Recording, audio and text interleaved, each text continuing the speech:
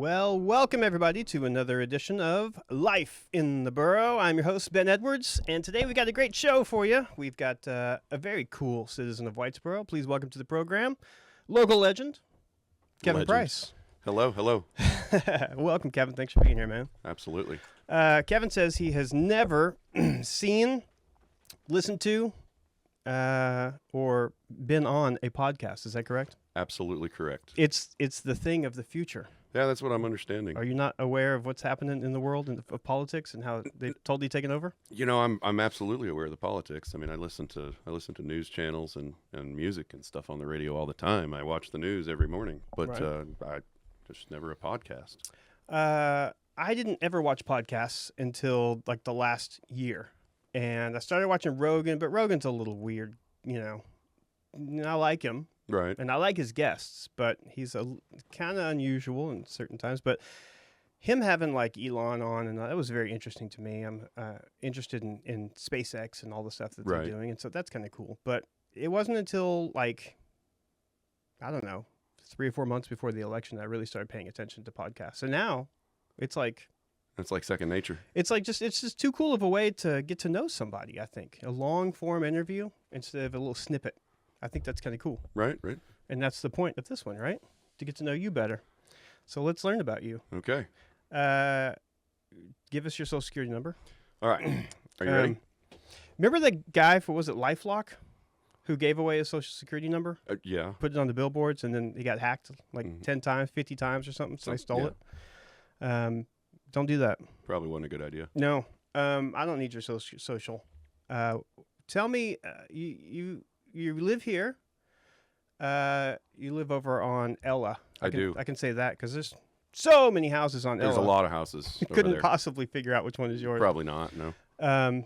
But yeah, so I have questions about that because I live right in the center of town. Right. And you live on the edge of town, like as far out as you can get. Well, not really. I mean, I guess like Evelyn and those is a little further out. Yeah. North of 82 is a little further out, but as far as the newer houses go, right? Right. And you got the apartment complex over there? We do. But before that, you lived in Little Elm. Little Elm. And before that, where'd you grow up? I grew up in the Colony. The Colony. I've driven through the Colony. I don't think I've ever gone anywhere in the Colony. What's it like? Well, I mean, honestly, in the Colony, there's really not a whole heck of a lot. And most of the stuff is now on the 121 corridor where they've got Grandscape and all that good stuff. I mean, I remember growing up out there when it was a 2-lane road and there was old whorehouses down at the end of the down there at Preston Is that really Road. true? Yeah, no, there absolutely was. Well, I mean, I think they called them bathhouses at the time, but you know what they were. And yeah, I mean, I was obviously too young to really know what those were, but at that time, I mean, that was all that was there. And now it's it was just you and then those pretty much houses of the rising sun. Yeah, pretty much. Yeah, there was a handful of houses there at the time in the early 80s, but there wasn't a lot. I didn't know that that's what the Colony was known for. Well, I mean, I think they were technically on the Frisco corner there. So you're blaming it on them. Yeah, right? I mean, they're it's Frisco. So. You would never. Yeah. Not people from the Colony. Never. Okay, so the Colony, and then when did you move out of the Colony? When did you leave? Probably in my 20s. Yeah. And then I ended up in Little Elm, and we ended up getting married, and we bought a house there, and we were there for several years, and we decided we were going to move up to Whitesboro. We bought some land up here, and that was our dream. We were going to build a house, and we were going to build our land, and COVID happened. And it was just a mess, and then we had already kind of started the process of selling our old house and getting ready to move, and me and my daughter ended up living in a camper in an RV spot up here for the first 6 months of the first semester of her sixth grade year, and 6th grade. Yeah. Oh, that's good. We wanted her to start fresh middle school, at where we were going to take her. We didn't want to keep moving her around, and so we started with her in 6th grade here. She's a sophomore now, and she's going to graduate in a couple years, and hopefully she'll be doing well. So when did you move into your house now? It was January of 21. Okay. Yeah, because none of those houses are very old. No, yeah. I mean, and it was, I think they finished building that house in like December of 2020. Yeah. And so Do you still at some point want to get some land? Is that still a goal of yours? E- Yes, I mean it is. We have some in Oklahoma, and we still have our land here in Whitesboro, Oh, but okay. we just never built on it. We're So kind of just hanging on what to area it is it for. in? It's north of town, off of 377 and Chisholm Trail. Okay, that's not too So far. not too far north, but north of town. Yeah. So not in the city limits or anything like that. I, But I, I would guess the majority of people that live in town love living in town, but if given the opportunity to have a bunch of land, I'd probably do that as well. I mean, I lived in a city in Little Elm, Yeah. and to be honest, if I would have known I was going to another city, I probably would have stayed right where I was because I was wanting to move to have space, and we have a couple acres, and that was the goal. And now I ended up in a neighborhood, and when I got there was only like my house, and now there's houses everywhere. So But there's nobody behind you yet. not well. I mean, we have Dennards, True. and I don't know what they're building right behind there, but they're moving a lot of dirt back there Yeah. and clearing a lot of stuff. So Those trees are all gone. well, you say that. Fortunately, the trees that we back up to, Mm-hmm. those are still there. Yeah, yeah. The ones that are right on the fence line, Mm-hmm. which for me, I'm grateful that they left those trees there. So now I don't look out my backyard and into Dennard's hay lot. Yeah. I can see trees at least, and it's fine. And whatever they build back there, great. It's not my place. So Yeah, yeah. That whole construction area, the addition that they're putting on that's great for Dinards. The extra building that they're putting back there, that's going to really help them a lot, and therefore help the city with sales tax as Oh, well. That's a huge boon to the city as well as to the company. And then of course the city's doing like a water loop, a line that runs. It connects all the way around town along Okay. 82 and all the way down. And that helps a lot with our water system, all that plus the new water tower. But I'm not sure which of those projects is the reason for the trees and the major construction area there. There might be something going on that I'm not aware of. yeah, like I said, I don't know. Unfortunately, they don't clear that stuff with me Right. first. They just They- just do it, and that's fine. Like I said, Sure. hey, they're great neighbors. I mean, and, Oh, yeah. and I bought the property that backs up to them. I mean, I did that intentionally, so I don't mind them back there. They can do whatever they need to do, and I'm be just fine in my backyard. You like living over there? I do. It's a nice neighborhood. Yeah. I mean, there's not a lot of activity. It's pretty quiet in Ella. What'd you think about the what was it, the storage space going in? At first I thought, man, they're gonna put storage down there, and then I got to watching, and like, it's a pretty tasteful storage facility. It really is. You know what I mean? The facade looks great. Yeah, I mean, I can't really, I mean, a storage facility is a storage facility, but I Mhm. mean, they did their best to make it look nice. Yeah. So, So, why did you choose Whitesboro when you were moving? to be honest, at the time, we knew we wanted to buy some land, and we knew we wanted to have a couple acres of our own somewhere. And we didn't have a lot of money. And when we bought the land that we bought, it was relatively cheap. I mean, Yeah. compared to what it is nowadays, I Yeah. mean, it was relatively cheap, and it was something that we could afford, and it was far enough away from where we lived to be a getaway. I mean, far enough to go somewhere Oh. different, but it wasn't. You know what I mean? It was like if we were going to come up here and stay the night or camp. I mean, we were here for a whole weekend or something, camping in our camper or whatever, and it wasn't right down the street. So we wanted something, a little ways away, our own piece of property, not in the city, but we still needed to be close enough to cities to be able to work because, Yeah. I mean, we can't retire when we're, in our mid 40s as much as we'd love to. But we can live on, a little bit of acreage and have our own little piece of paradise. And right north of town was like the perfect, and like I said, at the time it was what we could afford, and it was a good price. And that's why here we are today. And like I said, I don't dislike the area. I mean, we still have all the property and whatnot. So Do you spend much time up there? not so much anymore. Not since we moved here and moved to town. Right. Now it's it's a 10-minute drive up the road, so it's not as much of an adventure. It's, Sure. You can turn around and run home for everything. So Do you ever camp there? You ever go up for just a weekend just to? We did a couple years ago. We haven't recently. Uh, I I would I would definitely go up there and have a bonfire, or Hmm. camp out, and Oh yeah, it's a lot of fun. go And you can shooting. shoot. Yeah, Yeah, that's cool. yeah, it's a good time. Any water on the property? We have water and power. Really? Nice. Hmm. That's good. So Yeah, you're living the life, man. Yeah, I mean, mm, So, but you can't get too far because of your company in Pilot Point. right. Tell us about your company, Right So- Price Resale. As you can see, Yes.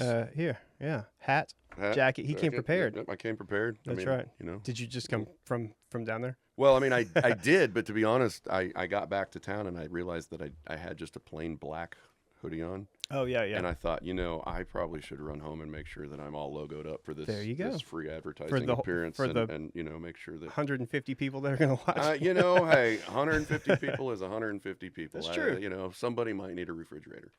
That's true. But- So when did you start that company? How'd you get into this in the first place? So it's really kind of weird and kind of funny how I got into buying and selling in the first place. Yeah, first tell us about what you do. So I buy and sell furniture and appliances, mainly anything that goes in a house. Mm-hmm. Furniture, appliances, tools. If your husband cheats on you and he has guns and fishing stuff, that we buy that too.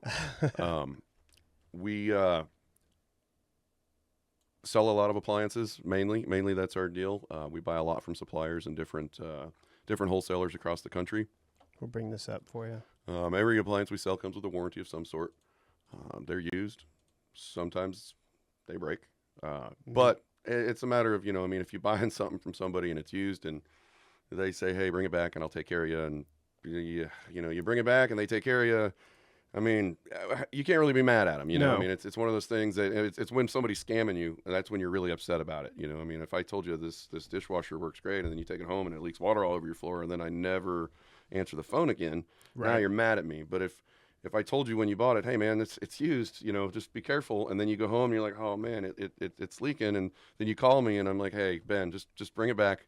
I'll tell you what, I'll give you your money back, and or we can get you another one, and you're like, hey, absolutely, that's fair. I mean, you know a little bit about that, right? Yeah, a little bit. Yeah. So, it is what it is. We sell used stuff, like I said, but we sell quite a bit of it. We've got the store in Pilot Point. It's 6,000 square foot. I mean, we probably the largest selection of used appliances in 25-mile radius at least. Yeah, you've got to get people coming from all over. Yeah. We do. We get, strangely enough, we get people coming from South Dallas. We get people coming from South Dallas. yeah, Plano, Princeton, Carrollton. We get them from as far north as McAllister sometimes, Sherman, Gainesville, Nacona. I mean, people come to us from all over the place, and some of the people that show up from like South Dallas, they're like, I came from, I'm here from Pleasant Grove, and I'm like, are you kidding? Like, you passed 14 other used appliance places. Like, I don't, but hey, I appreciate it. I'm happy to take, Well, you got it. I've been there, and he's got a ton of stuff. You got washers, dryers, refrigerators, upright freezers. You've got stoves, dishwashers, yeah, microwaves. ovens, every ranges, and we got we bought a table and chair set there, Mhm. which we love. It's a good deal. Yeah, it's the right price. Stop. It is the right price. Yeah, it says it right on the sign. Yeah. So how long did it take you to get that name? Honestly, it came to me one night. When you were thinking about your own name, when I was thinking about my own business name, and I you was said, like, well, there it is. I mean, I'm reselling stuff, Uh-huh. and I mean, and people always want the right price, and it's a play on words, and But don't you have to know, like, if it seems like, I'm going to show my ignorance here. It seems like that's the kind of thing that any, American male who's over the age of 35 would be like, I can do this. It's appliances, right? But you got to have some expertise in that, don't you? Where did you get this? Did you just say, I'm going to do it one day? yeah, I mean, Or did you work for somebody else who did this? Or did you just say, I can make some money doing this? yeah, yes and no. So basically, I was always in restaurants. Like growing up, I worked in restaurants, and I got to the point of, I was general manager of many different restaurants, and then I started doing consulting, and I was basically my own boss, and I would just take different jobs that I wanted to take in different restaurant areas. And while doing that, my wife and I, we got pregnant with our daughter, who is now the sophomore in high school. And like I said, I mentioned earlier, we didn't have a lot of money, Yeah. and so it was, we were like every mid-20s couple just getting married, paycheck to paycheck, and so forth and so on. And I think I think we were right around our early 30s when she was born, and it was one of those things that, formula and diapers and stuff was just so expensive back then, and we didn't have the money. So we would literally like look on Craigslist for somebody selling, diapers, like, or formula. Like, I mean, I didn't know where it came from, but I mean, they're selling it and it was cheaper Yeah. than, so I'd buy it. And the thing is I'd always have to go, I mean, you got to go where they're selling it, right? On Craigslist, you got to show up to where they tell you. And so, I mean, there was some places I'd show up and,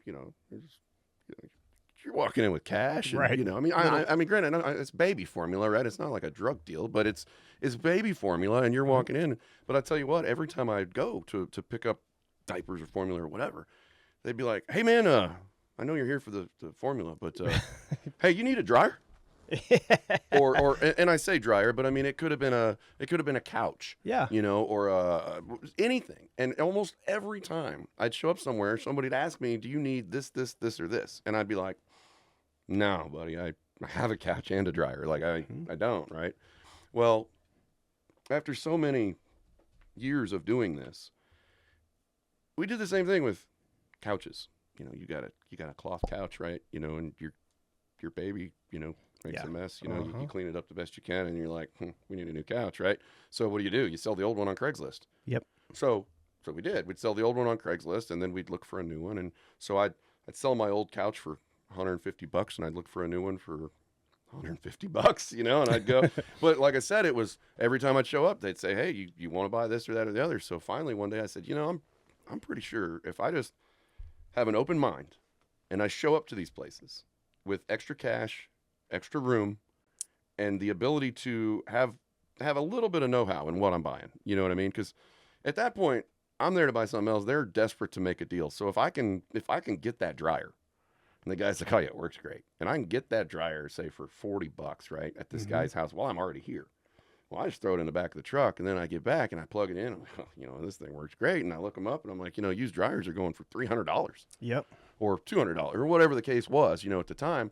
Well, I only paid $40 for it. I wasn't out any gas or time or anything because I was already going over there. And so I started doing that. I started bringing home just random crap and putting it in the garage, and I'd post it on Craigslist. And at the time, that there was only Craigslist. There wasn't Facebook Marketplace or anything. Yeah, we're like showing that. our age with the Craigslist. Yeah. And it was crazy. I'd just have random people showing up, and they'd buy, whatever. And it worked out great for a while. And then, you run into every now and then on Craigslist, there's, some people are scared, like, "Oh, Craigslist, I don't know, the weirdos." And 95% of the people on Craigslist are normal, just like you and me, just trying to get by, Yeah. just trying to make a buck and get through day to day. They're worried you're going to show up and rob them. Exactly.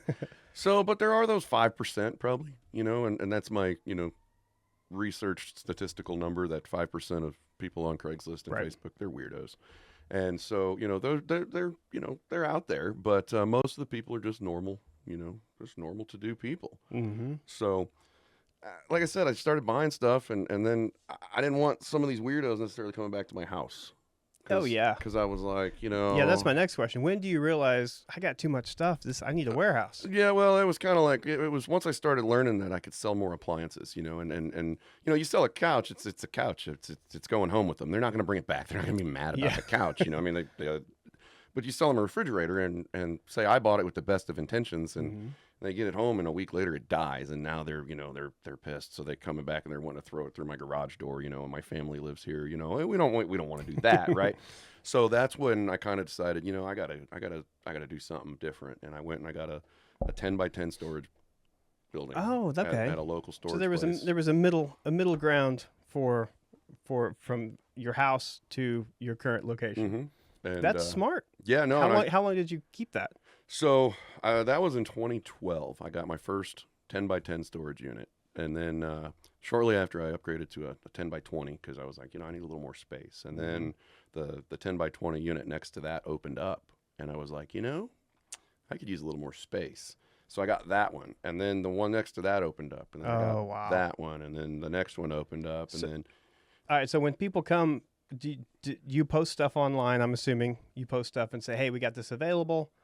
Do they meet you at the storage space and you Yes. show them around? so typically what I did back then is I would post an individual item, a dryer or whatnot, and you post it on Facebook or Craigslist, and they would say, oh, I want this, when can I come pick it up? And I would tell them, hey, it's at my storage, it's right down the road, let me know, here's the address, let me know when you're 15 minutes away.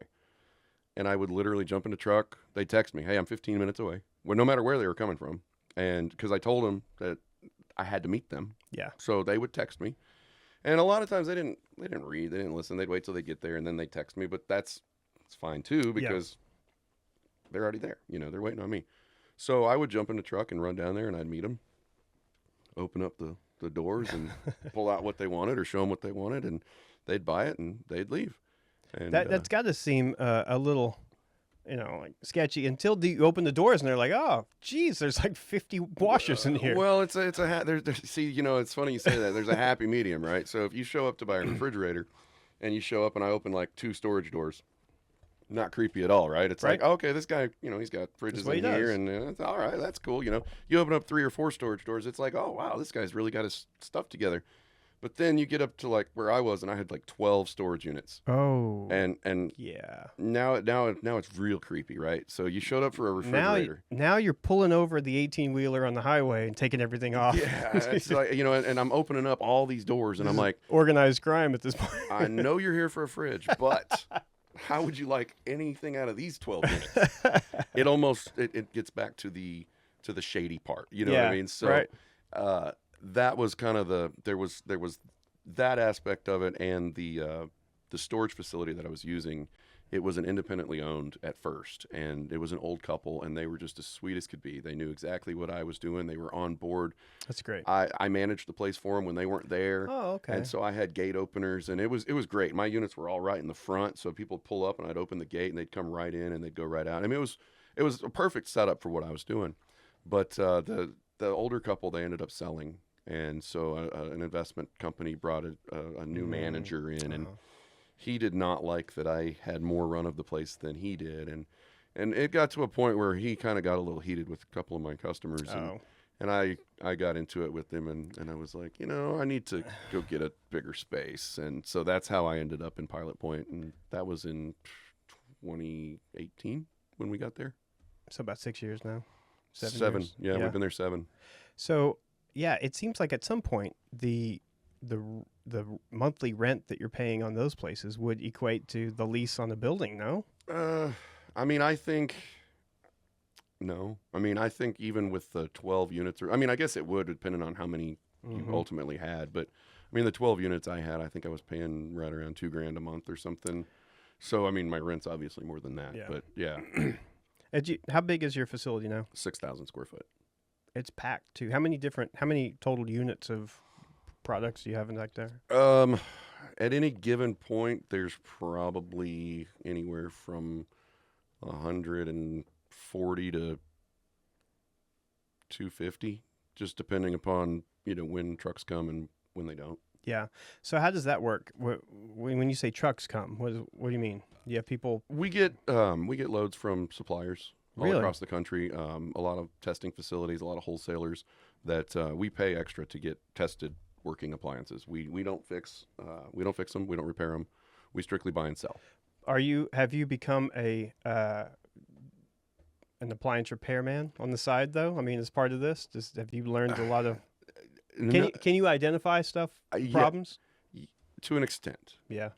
Without actually tearing all these machines apart, and there's so many different makes and models. This is one of those things in life where, I mean, sure, I could learn all of this, but there's a lot, and especially with the newer stuff that they're making nowadays, they're making it to break within 5 years, and that's the unfortunate reality of it.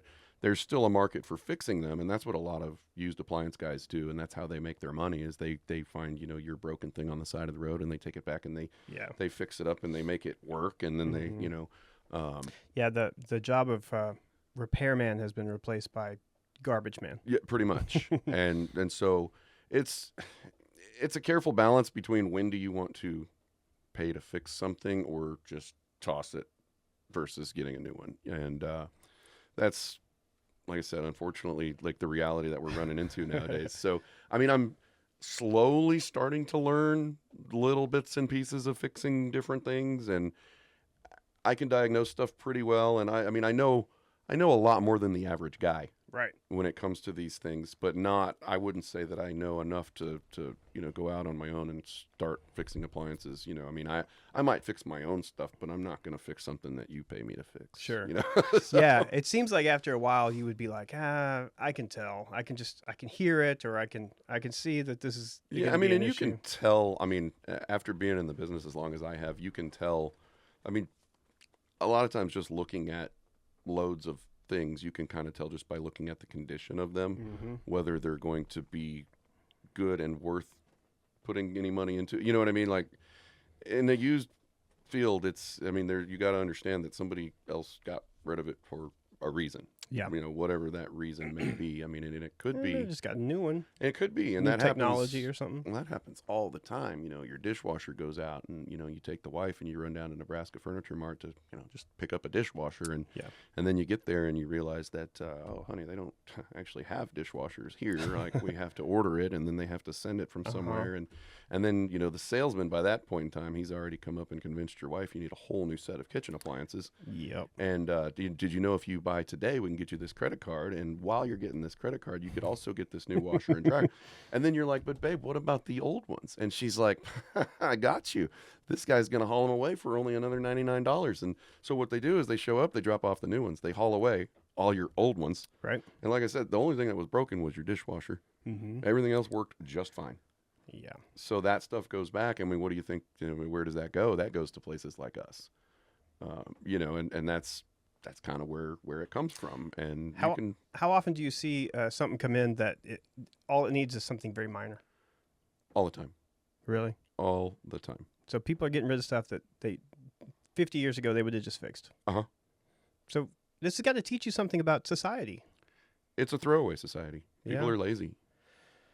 And I don't feel like, and this is one of the questions I have for you, is are all of the advancements in those types of products worthwhile? I mean, everybody makes fun of the, you can text your refrigerator to, do stuff, but at the same time, I mean, technology's great to an extent. So what's worth it and what isn't? I mean, I guess it depends on what you are looking for. When it comes to these new appliances, the technology is great to an extent, but I mean, do you really, I mean, I don't know. You seem like the kind of guy that if you were at the store and you're standing there in the milk aisle and you're like, man, do we need milk? You probably pull out your phone. You probably call your wife or the kids and say, hey, can you check and see if we need milk, right? Of course. Now, there's other people that... Or I make a list. But there's other people that, they would rather get there and they'd rather pull out their phone and they'd rather tap into the camera on their refrigerator and look to see how much milk is actually in there. I mean, and I guess that's great if that's... There's a camera inside your fridge? Some of them, yeah. And, that's great, I guess, but I don't know that I've ever really needed that. And it's all about, like I said earlier, they build them to break, right? And it's, I mean, if you think about it, when you buy a cell phone, you know nowadays, you like back in the day, you thought it was going to last forever. And now you know that thing's not going to last more than 2 years. Yeah. Every time. Once it's paid they're for. They're going to update it. They're going to, slow it down for you. And so you buy a cell phone now knowing that it's 2 years, you're going to throw that sucker away, right? And you don't even think twice about it. Appliances, we haven't gotten to that point yet where we just know we're going to throw them away. But if you think about it realistically, I mean, if they're putting an iPad on the front of your refrigerator, okay? I mean, you've had iPads, right? You got kids, so iPads, what do? They break. Yeah. And how long do they? I mean, they don't last as long as you think a refrigerator's supposed to last. This is the same argument that people made about cars when you get the automatic everything and every push button everything. I use that analogy all the time. I want the window that I tell rolls people down, that all the time. When we used to have to roll those windows, the only thing that broke on those windows was the little handle or the little turning knob. The windows inside were always fine. Now, if it breaks, 9 times out of 10, it's some mechanism on the inside that they got to tear the whole door apart. And you know what I mean? Nobody needs a mechanic anymore. They need a technician. Mm-hmm. Yeah. Yeah, I've never been one to buy into that. Like for us, the high efficiency washer was like a big step forward. What do you mean we only use this much water? We only have to put this special type of, is it true you got to use a special type of soap? Yeah. What happens if you use the old soap? I mean, you can use the old soap. It's just it creates more suds, and it clogs your machine a lot faster. Yeah, I can see that. So, and then most of the newer machines are also going to have sensors on them. Like they'll have a suds error or a quote bubble error because you put the wrong detergent in there and it made too many bubbles, and there's a sensor then that tells you there's too many bubbles. So what are the brands we want to stay away from? I've heard that Samsung and those, if you make a TV, don't buy I guess GE makes TVs. You know, it's funny you ask that too. I people all the time, they the Samsungs and those LGs, the repairman says they're crap. And I'm like, well, I mean, you're right. But I mean, you live in Whitesboro and your repairman, he's 84 years old. Okay. And he does not know how to work on an LG or a Samsung. I mean, he just doesn't. It doesn't compute to him because it doesn't make sense. It's just throwaway parts. This man, he's going to fix your stuff and he's going to fix it right. But this new stuff, he doesn't have a clue. And that's in general with the appliance repairmen north of the Metroplex. They just don't deal with a lot of that stuff because it's not as prevalent up here yet. Yeah, okay, I get it. And so I'll get the whole, give me anything but a Samsung, give me anything but an LG. And I'm like, it's like Ford, Chevy, and Dodge, right? They all have a parts house. Okay, I've never once seen an auto manufacturer I drive a Honda Civic. Okay, they're supposed to be really reliable cars. Mm-hmm. And this thing had a recall on it like day 3. Like hey, bring it back. The steering wheel's messed up.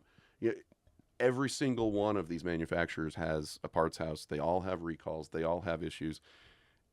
I just like to look at it like this: if Samsung and LG made nothing but horrible appliances, year after year after model, I cannot imagine that they would continuously be making more and more appliances.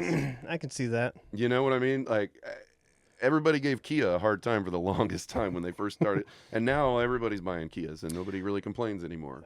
I bought a 2006 Scion XA. My wife and I, on our honeymoon, we got married in 06.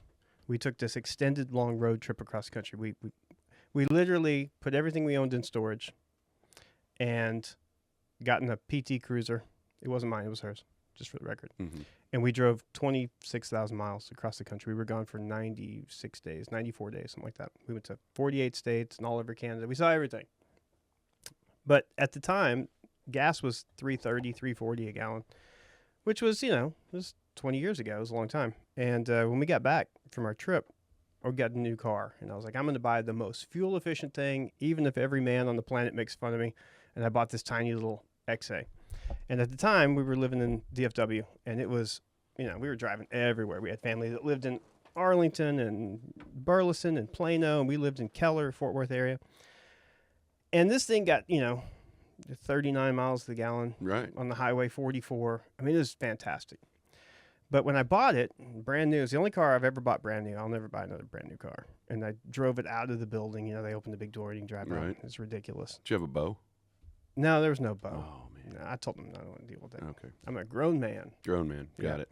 I wear it like a suit. The car is very small. But I drive out, and they told me that day, they said, okay, we can get you all this, whatever you need, but we can't give you cruise control yet. You can bring it back in a few months, and we can have somebody come in and, we'll give you a replacement, and then they'll put the cruise control in. But I never got a call, and after a year or so, I called them. I said, I really want cruise control. We're taking this thing all over the country. We drive a lot, and so I want cruise control. And they're like, we still haven't got it. It's probably going to be another year. Well, that was 18 years ago. And just the other day, we were talking about it, and I told my wife, I said, I think I might call Freeman Toyota in Fort Worth and say, hey, just check it in. Just check it in, see if I can get that yet. Yeah. It's got 200,000 miles on it, but come on now. Hey. It's about time, right? I mean, if they said it. They need to give it to me. I'm still not over it. I mean, did they give you a WIO? A WIO? Yeah. The hell is that? That's so when you go to the dealership and you buy a vehicle and it if there's something that you want them to do, Uh-huh. and say it's not done or Oh, whatever. we owe. A WEO, and Oh, that's what okay. that's what they call it. It's a WEO, and they write it all out No, there on I a piece of paper, and they hand you the piece of paper, and I was young. I just trusted the man. oh, that was bad. That was dumb. I might call him. You should. We should call him right now. We should. I might actually do that. You want me to What, be? are they open? I don't know. Would you like me to be your representative? Yeah, you call him for me. Yeah, I could be your attorney. Yeah, we have an issue with the client. He's really wanting to know about the status of his his cruise control his installment. 2006 Ion XA. What? Yes, it's still rolling, but he needs cruise control. I wouldn't. There's no way you could get me to buy a refrigerator with a monitor on the front. I got a friend. He'll remain nameless, and if he's watching, you'll know who I'm talking about. Chad. And he likes to have gadgets. Like he's got the Google, what's it, Siri and all that. Right. They just talk to the lights and tell them to turn on stuff. And there's nothing wrong with that. I get it. But, there's some of us that feel like that's probably, they're watching us, and the tinfoil hat, those people. But to me, it's like, I want to be in control. I don't want to have to go to an app to turn on my lights or something. I guess you can just go over and turn them on. Yeah, I mean that's me. I'm the guy that goes and turns the lights on and off. But yeah, I mean the appliances are. You're right. Some people it's that's what it's all about. It's keeping up with the Joneses. I mean, if you really want to have the latest greatest refrigerator with an iPad on it, then you're going to go and you're going to pay for just that, and it's going to break, and you're going to buy the new one in a couple years when that iPad needs an update, and so you're going to have to buy the whole new refrigerator. But they do still sell just regular old refrigerators without iPads. They're more and more expensive every year, but they do still sell them. Okay, so you said that there's not necessarily a brand like maybe LG and Samsung aren't so bad after all, but is there what's the best brand? I mean, honestly, in my opinion, probably Whirlpool. For what? For washer dryer? Probably most fridge? Everything across the board. What about stove, oven, range? I mean, if you're talking residential grade, I would still say probably in ranges over the test of time, I'd say Whirlpool still. Mm-hmm. Some of the newer LGs have been pretty awesome. Some of the newer LG ranges have been pretty nice. Well, here's the question. I want to know, what do you have at your house? At my house, we currently have builder's grade GE appliances. Now, my washer and dryer, I just will tell you, we have probably some of the nicest, biggest, baddest Maytag washer and dryers that you could get, but I know a guy. So but the real question is, did you pay full price? Absolutely not. I bought them used from a gentleman that was moving. No, he was actually. This was a gentleman in Little Elm. Actually, he had like one of the largest homes in Little Elm, and the city actually bought his house from him. Really? And turned it into a historical something or other, and it was like one of the biggest mansions they had out there for many, many years. His house was over 6,000 square foot. Wow. Yeah. That's pretty good. I'll try to bring this up here in a second and show you the website. So you've got Right Price Resale, and you are at 930 Highway 377, Pilot Point. Yes, sir. Yeah. 214-308-8012. Or you can reach Kevin at rightpriceresale.com. Absolutely. We're also the place with the big, huge gorilla. Yes. Right out front on 377 down there in Pilot Point. We'll bring that up here in a second.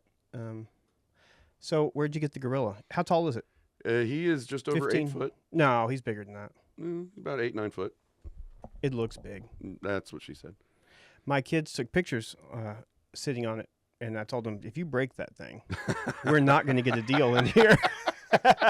No, that's what he's there for, is for people to take pictures. Yeah. And it's funny, like when I first put him out there, I mean, we would have, because I have cameras, and so we'd have, people, I haven't seen it recently, but we would have people that would literally stop, middle of the night driving down 370, they'd be like, oh my goodness, and they'd stop and they'd get out and they'd take pictures, and their kids would get on there, and then they'd switch, and then it happens quite a bit. People stopping and taking pictures, and it's fun, And you got giant statues inside too. We have a couple. We have a giant Frankenstein. We have a life-size shark. And that's all we have now. We had a pair of dogs, but we sold them to a gentleman here in Whitesboro. That was recently then, Yes. because they were just there a few months ago. He You still got your what is it, a Frankenstein? Frankenstein. We do have Frankenstein, and we do have the shark. Yeah, that gentleman here, he owns a ranch here in Whitesboro, and he had like a big man cave, and he saw the dogs, and he That's thought, cool. man, I love those things, and so he bought them. And So how often do you buy stuff and just because you want it, just because you're like, that's cool, I want that? it just really depends. I mean, it has to make somewhat Right. sense because I'm married, and Yeah. Tell us about your wife. well, I mean, it's more fun talking about the stuff I like to buy. Okay.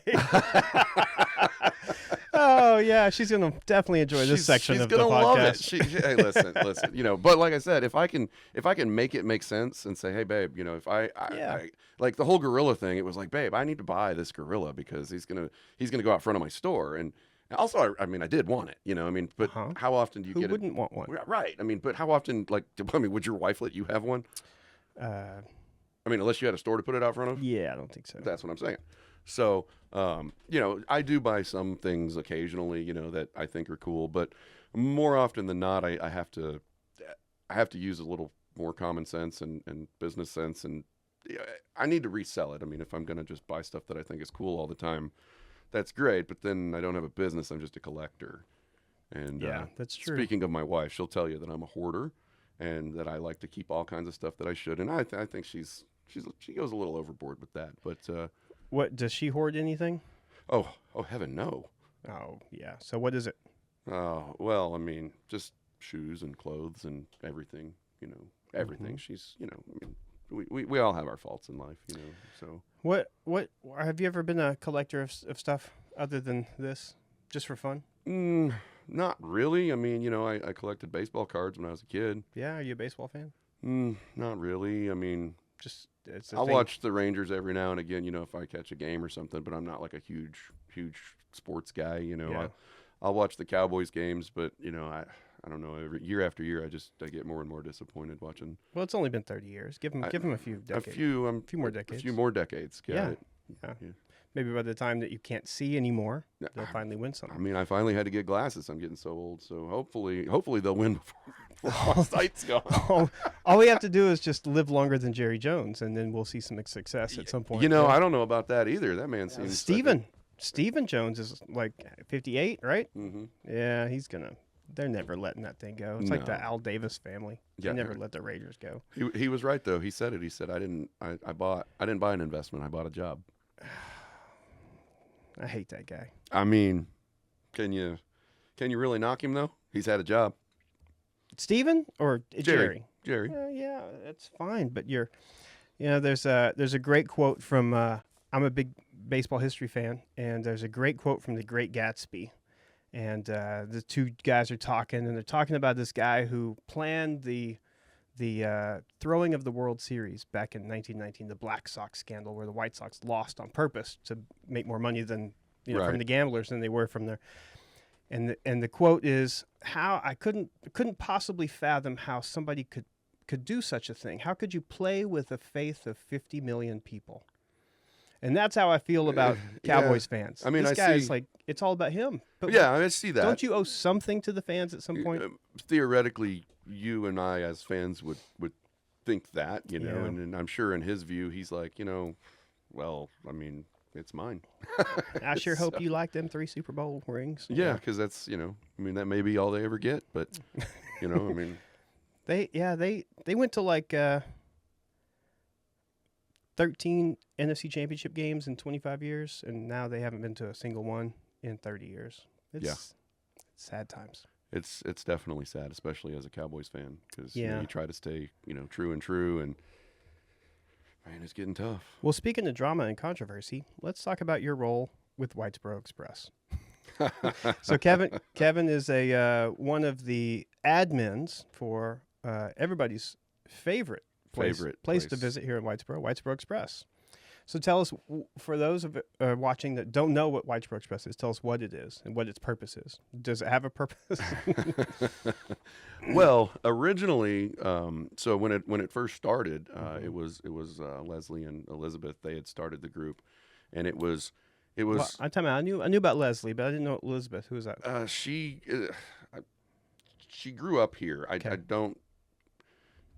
I don't know her personally. I Okay. just know Okay. that she was one of the admins with Leslie, and they had Gotcha. originally started this group as a secondary group to the original We Are Whitesboro. Yes. And I guess there was a and that was all like right when I first moved up in this area. I remember Hmm. both, having both groups, and the Express was the little one and the other one was the Yeah. bigger group, and I believe the admins of the bigger group shut it down a year or two later or something like that. So then the Express got to be the bigger group, and Elizabeth moved away.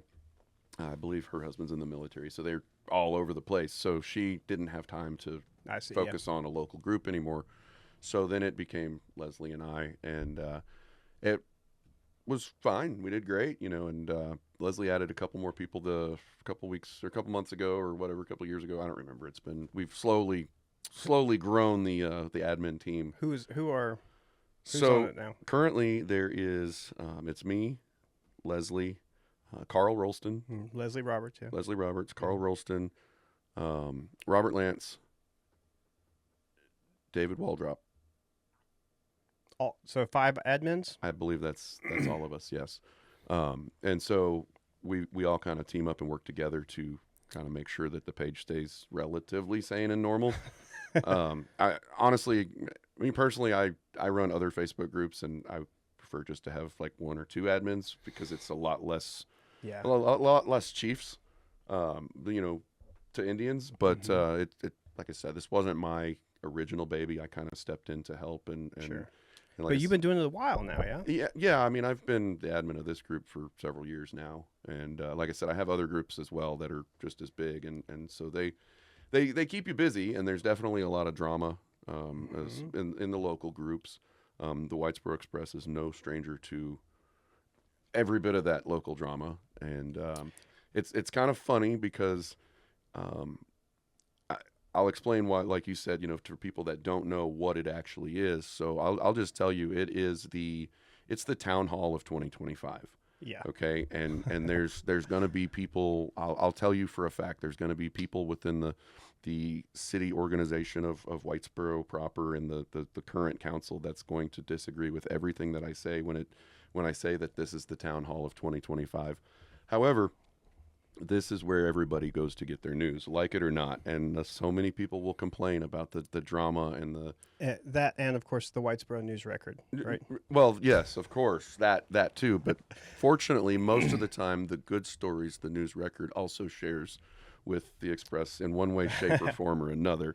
So it's one of those things where some people love it, some people hate it. But if you want to get the latest, greatest, and most current news and events that are going on in this town, I can promise you, if you're on that group, you're going to see it within the first 10 minutes. Yeah. And, if heaven forbid there was an emergency or some sort of event that happened to where we needed to communicate to every single person or every single resident in this town, there's not another way. There's code red alerts, and there's other text messages, and there's certain things like that, but there's not going to be another way that it'll spread through town like wildfire. If it was that important and the message needed to get out, you're going to be able to reach so many more people via social media, and even those people may be able to go out of their house and go knock on their senior neighbor's door and say, "Hey, I just heard," stuff like that. The city's not going to have another way to broadcast information like that, to a centralized local group of people. You know what I mean? So it's beneficial to have it. I wouldn't say use it strictly and solely for all of your news source because, it's the internet, and, you can be anything you want to be on the internet nowadays. So I would say, take everything you read with a grain of salt. But, if there is something that is happening and people want other people to know about it, that's a good place to get that information out. So currently there's just under 10,000 people in the group, and we have about 4,500 residents. So we've got the surrounding area as well in there, yeah? Well, and you kind of have to when you're doing a small town community forum like this because, the city proper is only going to be X amount of people. Yeah. And while when you're talking about local elections and whatnot, certain people can vote for certain things. with that being said, um, other people can vote for other things, i.e., like ISD and Right. different mud districts or different, stuff like that. So you kind of have to include, there might be somebody from Gainesville, but they do a lot of business here in town, or they, Yeah. or they have a location, you know what I mean, something like that, or people in Collinsville, all the way up and down the 377 corridor. I mean, these people travel. I mean, everybody in Whitesboro goes to another town every day. Yeah. It seems like, they don't always stay here all day every That's day. true. So. Yeah. Being a bedroom community, it's there's a lot of people that live here, work elsewhere, or some work here and live elsewhere. Yeah, exactly. Did I say that right? Both opposites, right? But a ton of people that live north of here will come to Whitesboro for shopping and whatever else that they need. And of course, the ISD travels, stretches all the way to the border, Red River. So Whitesboro, in a sense, is city proper. But in a larger sense, to really get it accurately, you've got to consider basically all of western Grayson County down to the Collinsville area. And that's 7 miles south of here, 6 miles. So it's a large swath of And you people. got a lot of families and like generational families and stuff in this area that may not necessarily strictly be in Whitesboro. But, my granny lives in Whitesboro, and I live in, I live in Gainesville. Granny lives in Whitesboro, but Granny doesn't check social media very often. So I really want to join this group so I can let Granny know if they're, and we get a lot of that too. And, that's fine. That's kind of what it's all about. How fast does the group grow?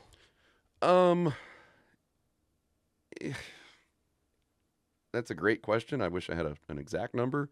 I would say, if I had to guess, we probably add about 200 to 250 members a month. Not because that's all that request. We do vet all the members, and we try our best to make sure that they answer the security questions and whatnot, to make sure that they're real people. Yeah. Because we've all seen the carpet cleaners and the auto detailers and the air duct oh my cleaners goodness, every single day. And it's like, as hard as you try, to vet these people, they still slip through. I got to ask, I know that on some of these sites, they have keywords that will eliminate a post. Do y'all have that option? Because if so, wouldn't air duct be one that you want to? Of course, every duct tape mention would be gone too, but I'll deal with the no duct tape mentions. Well, and that's the thing where it gets a little hairy. So Facebook has implemented so many different tools as far as, they have what they call admin assist, which is, it's basically AI driven. Okay. And so you can go in and set different parameters for keywords and whatnot. We can go in and set parameters for who we even let request to join the group. We can set parameters for, if I only want Ben to make one post once a week, and I want Ben to have no more than 3 comments an hour, like I can set it to, so there's a lot of tools that help us as admins now that we didn't used to have. But like I said, it's AI driven. So a lot of times they don't get things right. And Facebook being such a big corporation and a big business, if you will, they roll out and they do a lot of test deals and a lot of different rollouts across the country. And sometimes they'll roll out things to digital creators that they won't roll out to individual personal accounts. Sometimes they'll roll stuff out to groups, and sometimes only groups in certain regions or only groups with certain levels of activity. And so it's all very driven, but like I said, it can also all be very imperfect. So, like you said, the whole, air duct and duct tape thing, it's a computer, it doesn't. They can't even get fingers right. They can't get hands right. No, You ever seen Westworld? Not the show, the old movie from the 70s? No. Yul Brynner? Mm-mm. I'm aging myself here. It's an amusement park in the future, and it's all run by AI, basically. It's robots. Okay. And so you can go to Westworld and live in the Old West, and you can shoot them, and they're robots, and they come in the middle of the night and pick them up and go repair them and bring them back, and they play roles. And you can't tell the difference, except the hands don't look right. They can't quite get the hands just right.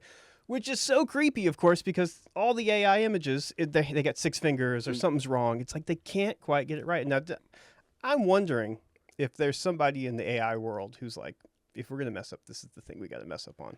Who knows? Yeah. Maybe. You know, What do you I think don't about know. AI in general?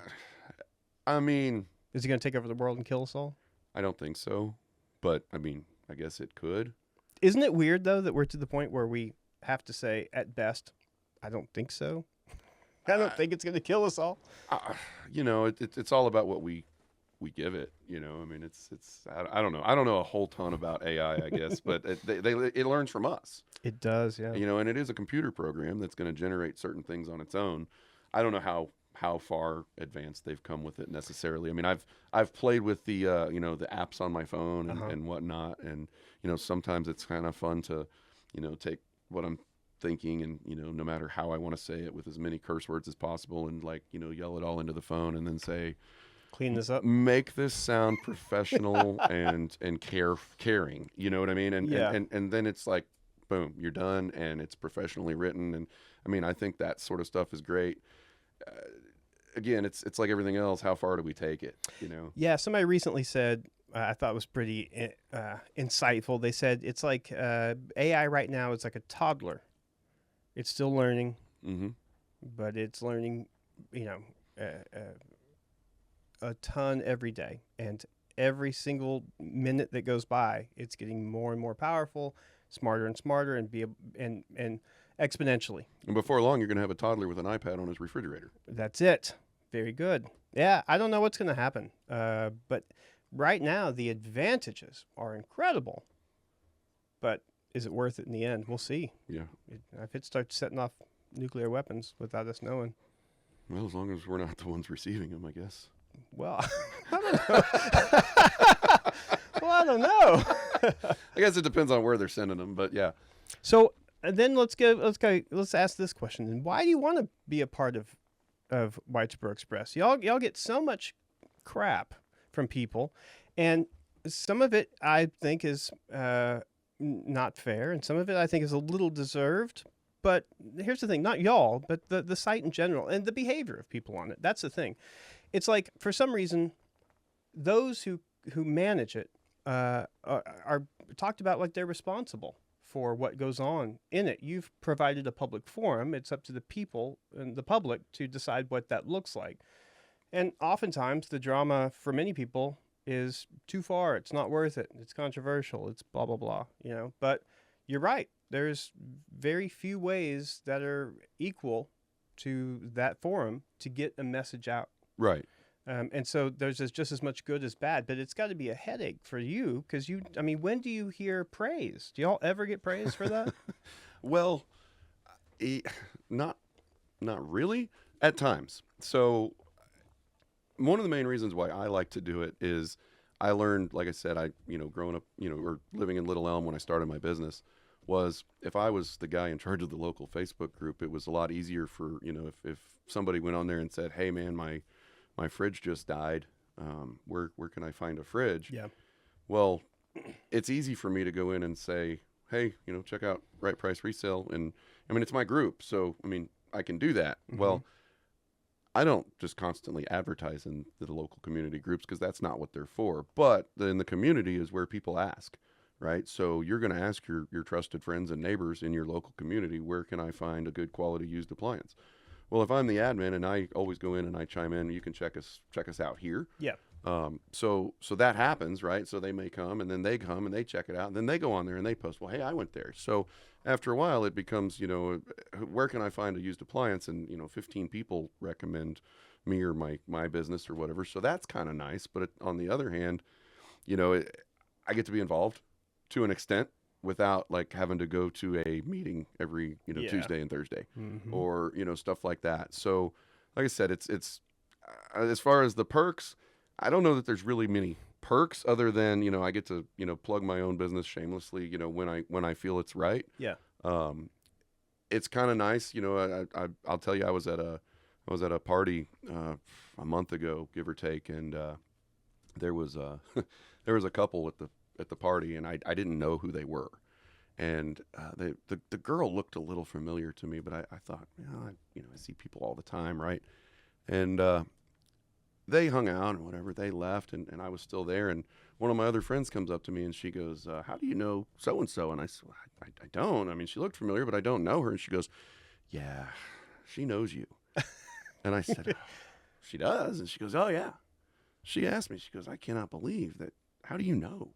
How do you know Kevin Price? Uh-huh. The Kevin Price, like the guy is here. How do you know him? And I'm just like, oh my goodness. Like, I mean, I didn't think, but it is kind of funny. Every now and then you get that, some people are like starstruck, like I'm some big celebrity or something, because I admin a Facebook group. Your name is all over the site. That's the thing. Well, yeah. I mean, it's not just the local group. I mean, I post in many local groups and everywhere. So it's not, my name's not just on the the Whitesboro page. It's everywhere, so people see my posts, I mean, a lot. So I mean, I guess I could see how some people might associate that with, oh my gosh, here's that guy. But I mean, I really just sell used appliances, So. and maintain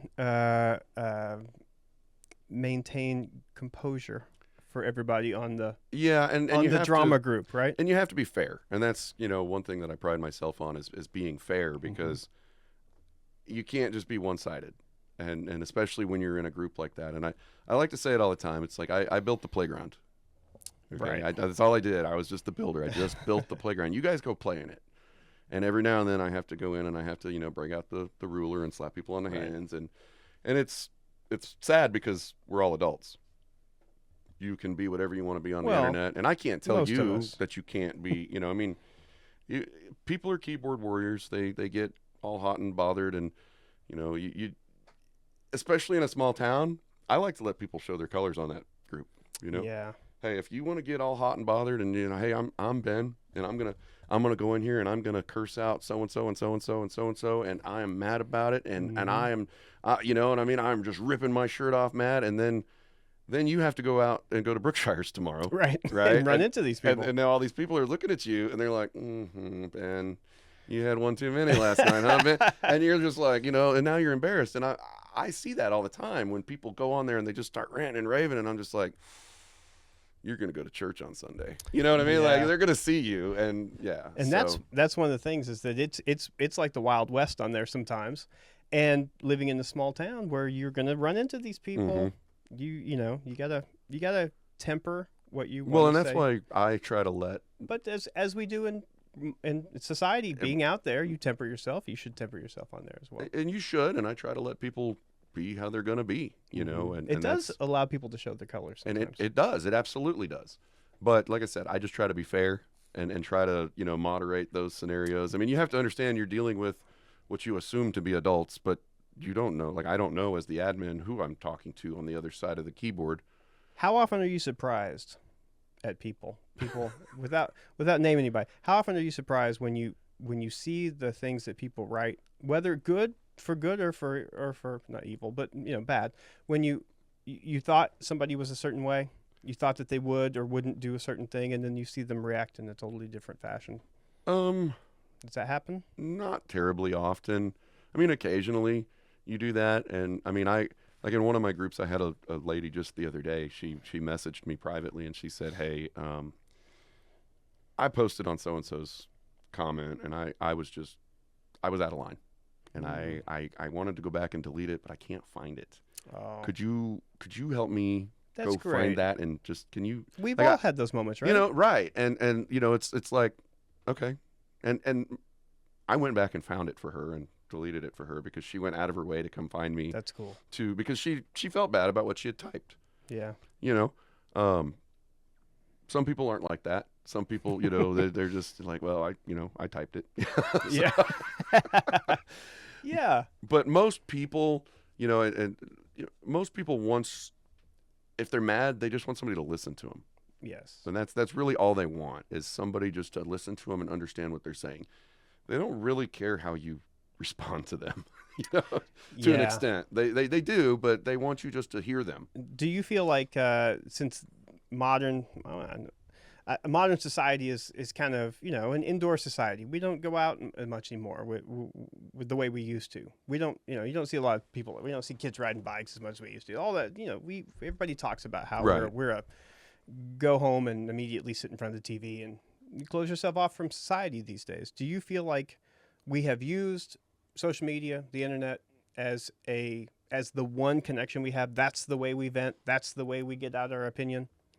Yeah, I mean, it seems like that. I mean, well, we say social media, but we're showing our age because the younger generations, they use, I guess, still social media. They just don't use like Facebook as much as we do. But Yeah, yes, so social media, I guess, in a nutshell, like you're saying, yes, that's what we today as humans in this generation are using as our playground, Sure. if you will. I mean, yeah, that's what happens.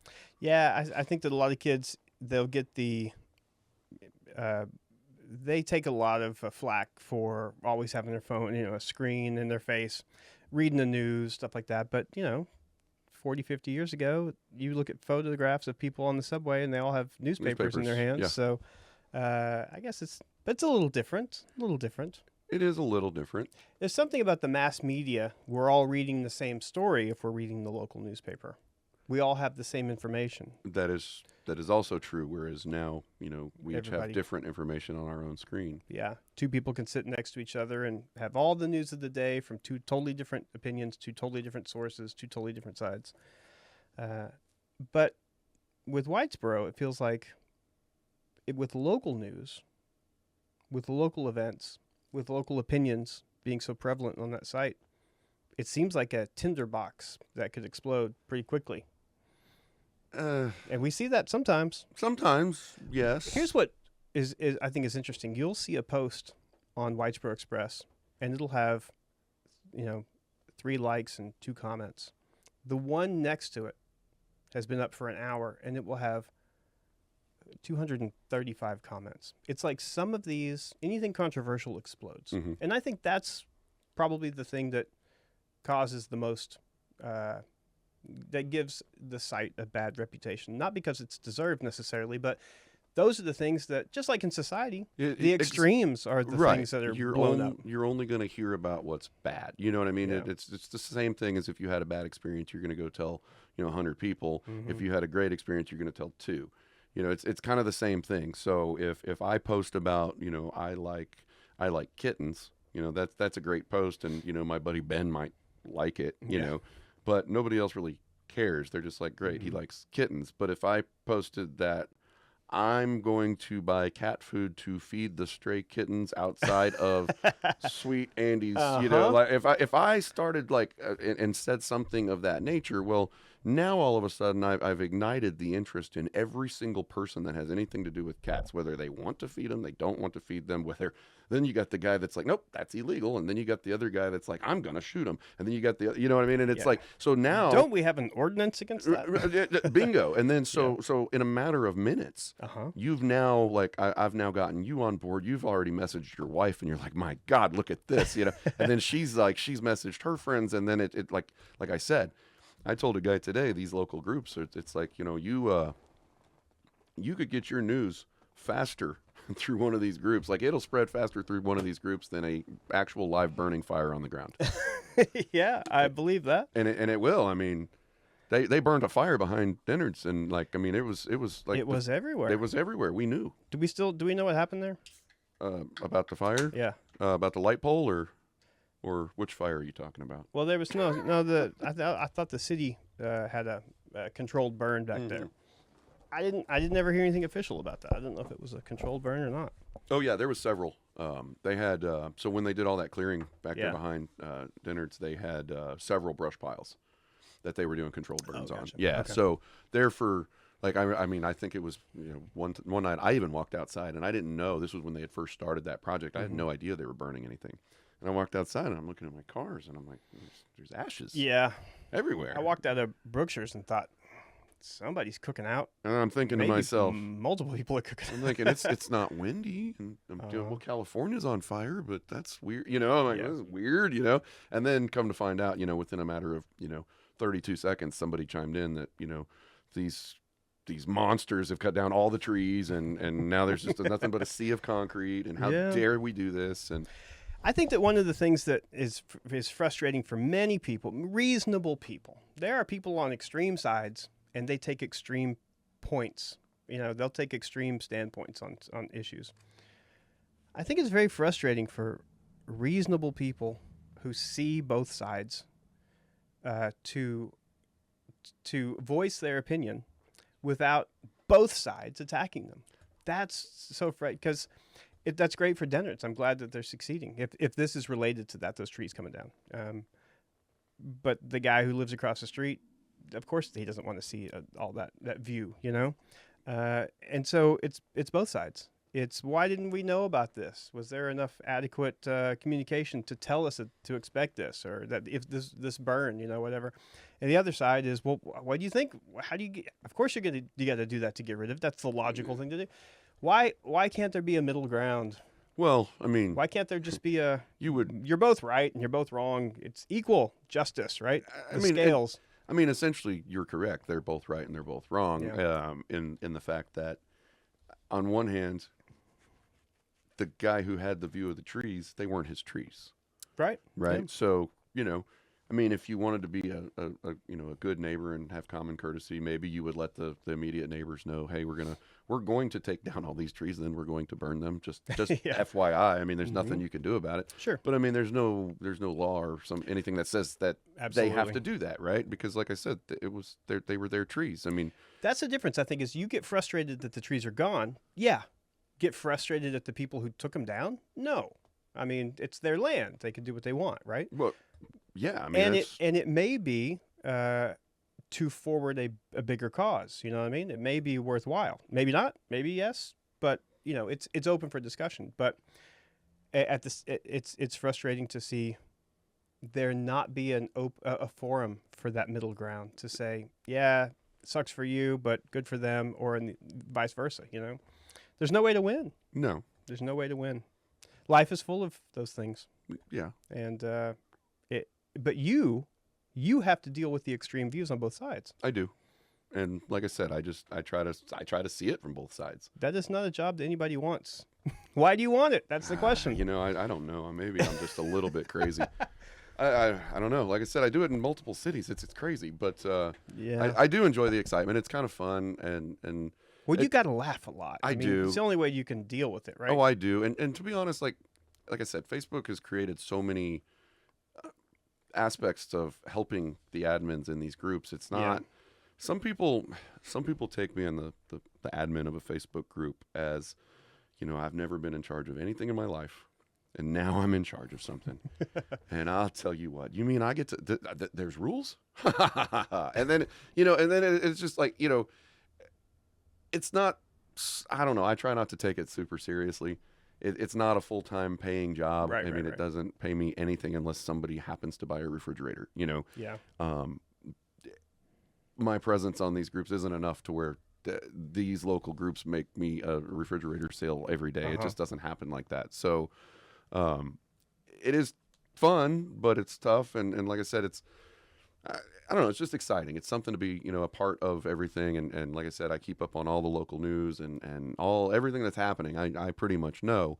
But I don't, you know, I'm not the guy that you know, oh my gosh, I have power, and you know, I'm just, you know, hey, by the way, you know, you spelled that wrong, you know, you got to go, you know, it's not like that for me. It's more of a, like I said, it's a playground.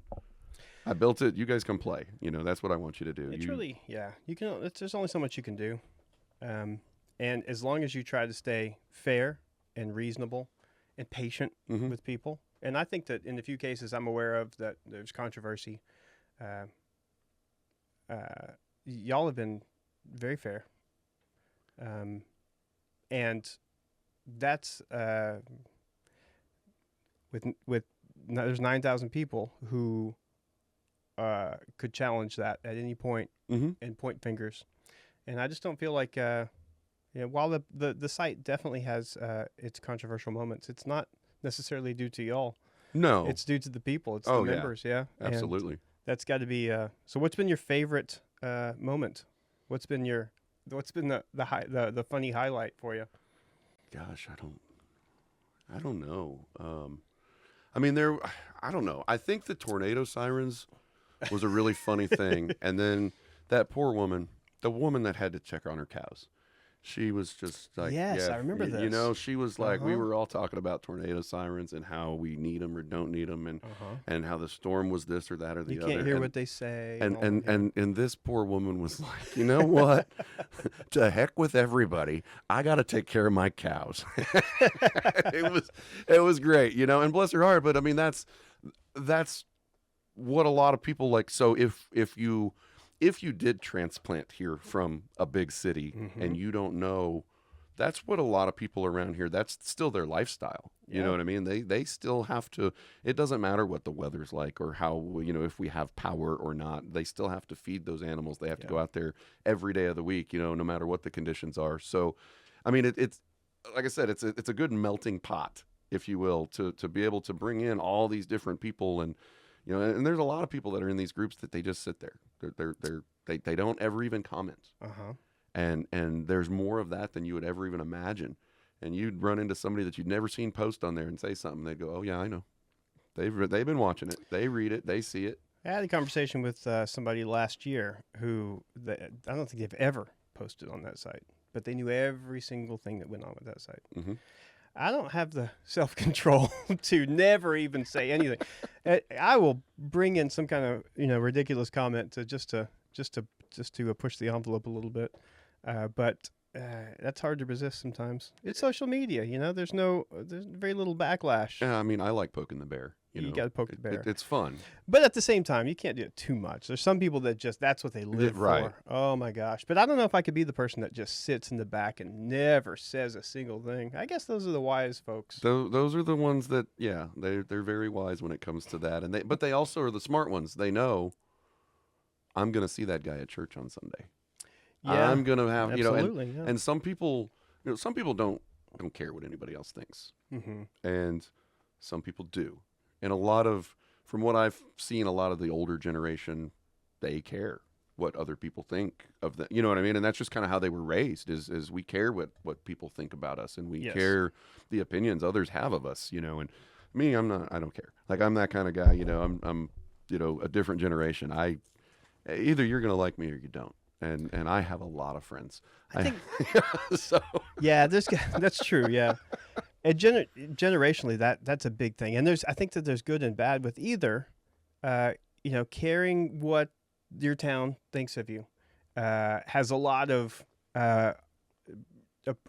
pros, because you all have a standard you live by, Right. and they can count on you because they know that you will live up to that standard. Whether it's your actual character or just when you say, I don't want to get up and help Joe move today, or Sally do so and so. But I said I would, and that's my reputation on the line. Mm-hmm. And that's all American, right? And then there's the modern era, who I feel are just a little flippant, but not necessarily to a fault. They're like, this is ridiculous. I don't care. They're just honest. Mm-hmm. And that's the difference. I think that there's a certain level of, I have to live up to a standard even though I don't feel like it or I don't want to. But living up to that, that's a quality. Right. Right. And then there's the other side, which is like, I'm not going to live up to that, but I'm going to be damn honest about the fact that I'm not going Right. to live up to that. Yep. And that is a quality. And so we're just different. That's all. And there's nothing wrong with that. That's how this world is. That's But why we're here. My problem is I just go back and forth. That's okay. That's okay too. It depends on the day, right? That's all right too. I don't know. We all have things about that kind of thing where you're like, am I living up to what I want to today? I mean, you got to do your best. Yeah. I mean, that's all you can do, right? Yeah. Would you help somebody move? So about that. Are you too old? No. So I'm the kind of guy. So I mean, I own a resale shop, Uh-huh. right? So I move furniture and appliances like on a daily basis. Okay. And, being the guy that has a truck and trailers and all that, I used to get it. I used to get it all the time. Hey, man, can you help me? We're going to be moving on. I bet. You got And the gear. I'll pay you in pizza. And I'm like, And I'm the guy that, like, okay, well, first of all, I don't mind helping somebody out. But the reality of it is, if I'm spending all day on a Friday helping you move, that's all day on a Friday. I'm not making any money because I'm helping you move, right? Now, you don't see it like that because you just think my buddy's helping me move. Mm-hmm. And I'm over here like, well, it's been 8 hours. Like, we're not even near done, and I, Mm-hmm. So I got to the point many years ago, and I told all of my friends and anybody that ever wanted me to help them move, I have no problem helping you move. Once you get everything boxed up and packed up and ready to Yeah. go, Like a mover. like, Yeah, yeah. you call me and I'll tell you what, I will come in, I will even bring help and I will load up your entire house. Like if it's ready to roll, I'll come in with guys and dollies and we'll pick the stuff up, we'll load it out, we'll put it on the trailer. I will have it moved from point A to point B, and as long as it takes us to load it and drive it there. Now, if I show up and you're like, oh, well, here's a box, do you mind packing the stuff in that dresser? I'm like, no, that is not me, okay? I'll gladly help you move, and I will get that stuff there, and I will get it there in a quickness. But I'm not spending all day long messing with you. So, yeah, I will help somebody move, but I mean, I guess it depends on what it is. I'm not gonna sign up to help you move and physically move boxes and pack your drawers Right. unless I want to. You know what I mean? If Yeah. that's not something I want to do, I'm gonna just tell you no. I don't want to do that. Now, if I say yeah, I'll come help you move that dresser upstairs or whatever. And Uh-huh. if that's what I tell you I'm gonna do, I'll be there. I think once you hit the age of 40, you are willing to help your family and your closest friends move, and that's it. But you know what? You at the age of 40, you're probably not asking your friends to help you move anymore. bingo. That's you're correct. And Everybody's got a bad back at 40, right? well, and once you get to that age, you kind of, I mean, most of us at that age, we're kind of like at a point of, I'll just hire movers, Yeah. so I don't have to call my friend. You know what I mean? Like That's I right. don't want to bother my friends at this point. Yes, that's it. Yeah. I don't want them to have to worry about their backs. Right. Exactly. Now, earlier you said that you had worked previously in restaurants. Yeah. Mhm. Tell us about that. I mean, I pretty much did everything in restaurants. I mean, I started. What kinds of restaurants? I mean, I started in. I think my very first restaurant was the Egg Roll House in the Colony, and it was a little Chinese buffet, and I started there when I was like 15 years old. What was your favorite thing to eat? I liked the hibachi chicken. They had a buffet, and the hibachi chicken at that place was just phenomenal. What you make it sound like that's a dish. It was. You mean like they make it hibachi style on the thing? No, it Or was like called hibachi. it was chicken? called hibachi chicken, and it was like chicken thighs, Mhm. cut up in dark meat with Yeah, yeah. like a dark sauce. They and it use a was like lot of dark sweet- meat, don't they? Oh yeah, well they used the whole chicken there, but Right. but The whole chicken? the whole chicken, yeah. It was Okay. the processing day was a mess there, but anyhow, but yeah, I worked there, till I was like 18 or so, and then I kind of started branching off into bigger restaurants, and I started learning how to wait tables and stuff, and then after that, I kind of just took it further and further and got into management, and I did restaurant management, as assistant manager, and then I started being the GM or AGM depending upon. I did some bars in Dallas. I did some restaurants and all over the Metroplex. I've done some bakeries. I've done a lot of different concepts. That's really cool. I like to think outside the box. I'm not a big corporate guy. I don't like a lot of structure. I don't like a lot of lines to stay within. But like I said, I've done lots of different things, and I got to the point where I was I was a restaurant consultant. I would go in and help guys that just had more money than you and I would know what to do with, and they just I want to open a restaurant, and they'd come up with a concept or whatever, and we'd open it. That's how do you make that leap from working in one and managing one to being able to create that for somebody else? Over time, just I mean, and I didn't have any special college or skills or anything like that. It's just straight in the field experience, and I mean, I'm not a chef per se, but Right. man, I can throw down in the kitchen and I can cook, and I've worked alongside of a lot of chefs. So Chinese, what else? Chinese, bakery? American. I've done a bakery. I've done barbecue. Gosh, I mean, bar foods. I mean, you name it. There was a high-end Italian restaurant I did one time, and it was in Fort Worth, downtown Fort Worth. It was a really Where nice. was it? It was in the square. It was called Vivo 53. It was a high-end Italian Okay, eatery yeah. down there. They were only open for a couple years, and they ended up closing back in. This was 15 years ago, but lots of different concepts, and I did the management thing for a long time, and the way I kind of made the transition was I had a buddy he was a consultant, and so he already had a lot of individual gigs across the country, Yeah. and so he would kind of, whenever he would need help with something, he'd call me and be like, "Hey man, can you come Oh, that's help?" cool. And so it turned into I was helping him at first, and then he would take jobs across the country, and I would take my own, and he would do a lot of traveling. I would stay mostly local because I had a young family at the time. But it was a lot of fun. And the problem though with doing that is you're self-contracted, you know what I mean? And a consulting gig, they don't always last a long time. I mean, sometimes it's a 3 month, 6 month, Yeah. and then, so that's kind of right about that same time I started doing the whole buying and selling thing. And so it was, for a while, it was kind of an up and down roller coaster. I'd work for 6 months and then I'd be off for three, and then I'd work for 6 months. And I mean, I made good money when I was working, but as well as I do, when you make good money, you spend good money. Yes. So then you got 3 months where you're not working, and so I had to sell a few refrigerators in the meantime, and over time it kind of just flipped. So do you do what you do now for the stability aspect because it's a constant, or do you enjoy this more? Do you miss doing the other? I miss restaurants a lot. Yeah. But the thing about it is I'm not young anymore. Is this something that requires youth? I mean, to an extent, because most of your restaurants and your bars and whatnot are going to be night and weekend Yeah, type scenarios, right? Now, yeah. no, I don't necessarily, I'm not saying that I would have to be at the bar until 2 or 3 in the morning. Obviously, I don't want to do that at this But old you got of to an see them age. at But peak hours, but right? yeah, you're there. But I mean, like I said, I like to have fun on the weekends. I don't necessarily want to be obligated every Friday and Saturday for the next 10 years. Doing jobs like that, and that's kind of where those jobs lie. So it's just one of those things that I love it. I miss it. I'll still, I would still take a job doing a consulting gig here or there if one ran across my table that I wanted to take. How long has it been since you've done that? Golly, it's probably been 20. Think you still have it? Do what? Think you still got it? Oh yeah. You could still do it? Yeah. I mean, some stuff has changed in the last, 10 years or so since I've done that, but I mean, it's all about business and common sense and people and what's right. I mean, it's not rocket surgery by any means. Yeah. One of my first jobs was I worked at an Italian restaurant that'll go unnamed in Arlington, and I worked for a guy his first name was the name of the company. I'll just say that. Very, very well known, and all the cops came there. And because of that, all of the delivery drivers could just speed right through the town. And everybody knew the delivery drivers. Every cop knew this is very, Right. 1990s. And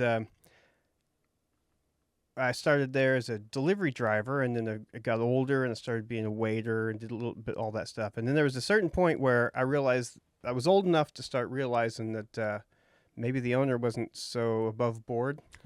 And he had a back door that would open on the weekends, and guys in suits would come in with briefcases, but like satchels, and then they would leave without the satchels. And I don't know what was exchanged there, but something was up. And there were a lot of rumors about what was going on there. But the food was fantastic. Guy was from New York and was legit. But I quickly realized that one of these days, there's going to be a raid on this place. Yeah, I mean, that was probably back before we had like the Whitesboro Express to talk about it. Yeah, because somebody from the Whitesboro Express would have posted a picture of the back door being open. And then it would have had a headline like, "Why is his back door open?" or something. There's something going on down here. Do we know? Does anybody know? Does anybody know? Yeah. Right. One thing that always gets me is I don't know how somebody who could live here in Whitesboro and then say for years and then say, where do I pay my electric bill? It's like at City Hall. And then they will say, where is City Hall? What do you mean? Have you never driven through town? I don't get it. And it's constant. Where do we have a laundromat here? What do you mean? Yeah. If it takes 12 minutes to drive and see every single street in this town. How do you not know what's here? I mean, I'm not going to lie. I haven't driven down every single street in this town. Well, why not? Because I didn't really have a reason to. What street have you not driven down? I mean, a lot of the small streets. All the bigger streets I've been down. But a lot of the residential streets, I don't just drive around residential streets unless I have a reason most of the time. But, I know where most of the stuff is. I mean, I learned we have a local jeweler. In town. I had no clue. I've driven down, the street, and I see the businesses. I didn't know until my wife's ring was broken, and she said, hey, there's a jeweler here in town. And I said, really? And she goes, yeah, it's right over there. And I said, okay. So she went and dropped it off, and then I found it. But you're new. I am new, but I found it. And then you know what I did when I found it? I took a picture of the ring and of the sign. And then I went to my Whitesboro Express social media page, and I said, did you know that we have a local... You're sharing the knowledge. And sure, I could have said, did you know that there's a local appliance shop right down 377? But no, that's not what I'm about. I want to say, hey, did you know? there's a we have a florist.